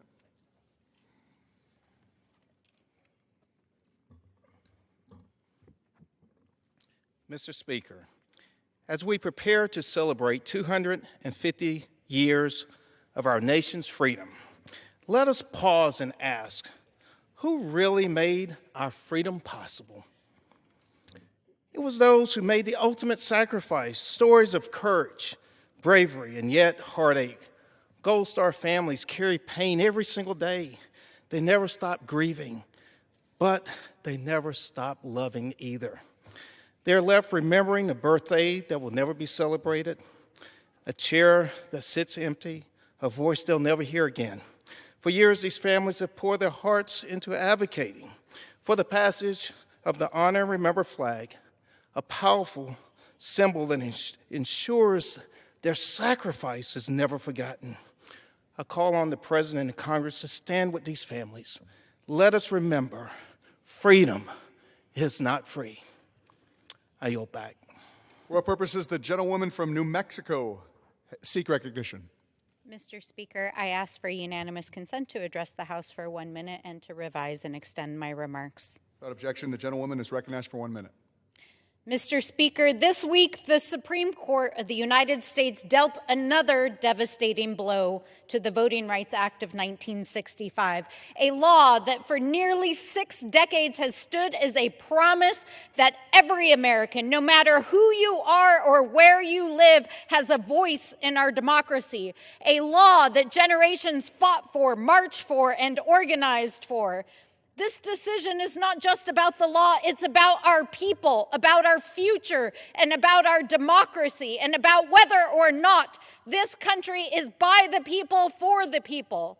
And so, Mr. Speaker, we are angry, and we are sad, and we are mad about the politics that have led us to this moment. But at every moment we have turned backwards, the American people have risen and taken this country forward.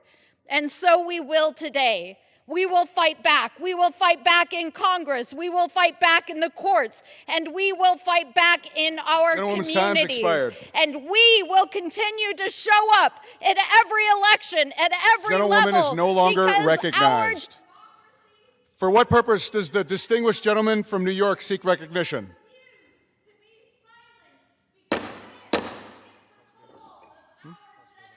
The House will be in order.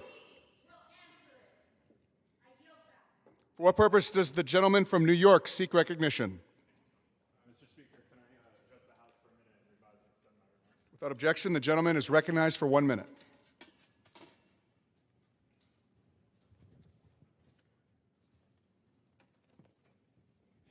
Thank you, Mr. Speaker. This is a speech that I'm not supposed to give.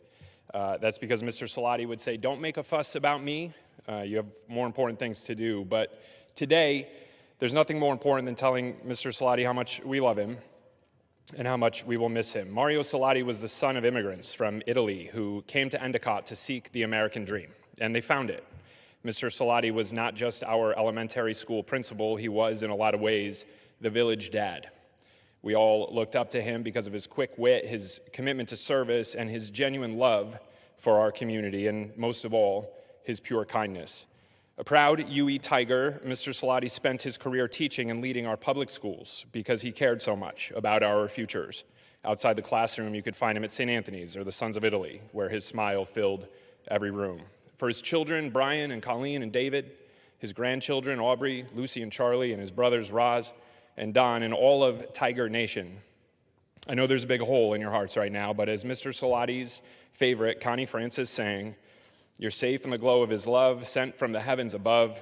Until the day that you're together once more, you'll live in those memories until the day that you're together once more. I yield back. For what purpose does the gentlewoman from Oregon seek recognition?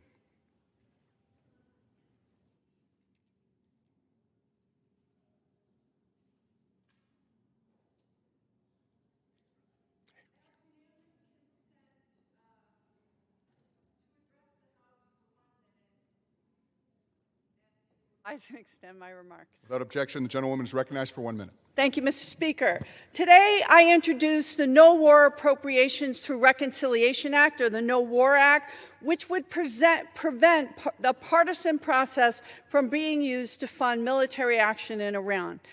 We cannot normalize using reconciliation as the vehicle for every party line priority when the drafters of the Congressional Budget Act designed it to be used to quickly resolve issues with the budget. We've already spent $45 billion on this illegal, immoral war in Iran, and this administration's asking for $1.5 trillion more. And after already requesting $350 billion in mandatory defense spending that was passed through the last reconciliation. On something as serious as this, where we are putting American lives on the line, we need strong bipartisan support and a transparent process with clear authorization from Congress, because that's what the American people deserve. Thank you very much. I'm very proud to put this forward. And with that, I yield back. The chair lays before the House a communication. The Speaker's Rooms, Washington, D.C., April 30th, 2026. I hereby designate the period from Thursday, April 30th, 2026 through Monday, May 11th, 2026 as a district work period under Clause 13 of Rule 1. Signed sincerely, Mike Johnson, Speaker of the House of Representatives. Pursuant to Clause 13 of Rule 1, the House stands adjourned until 10:30 a.m. on Monday next.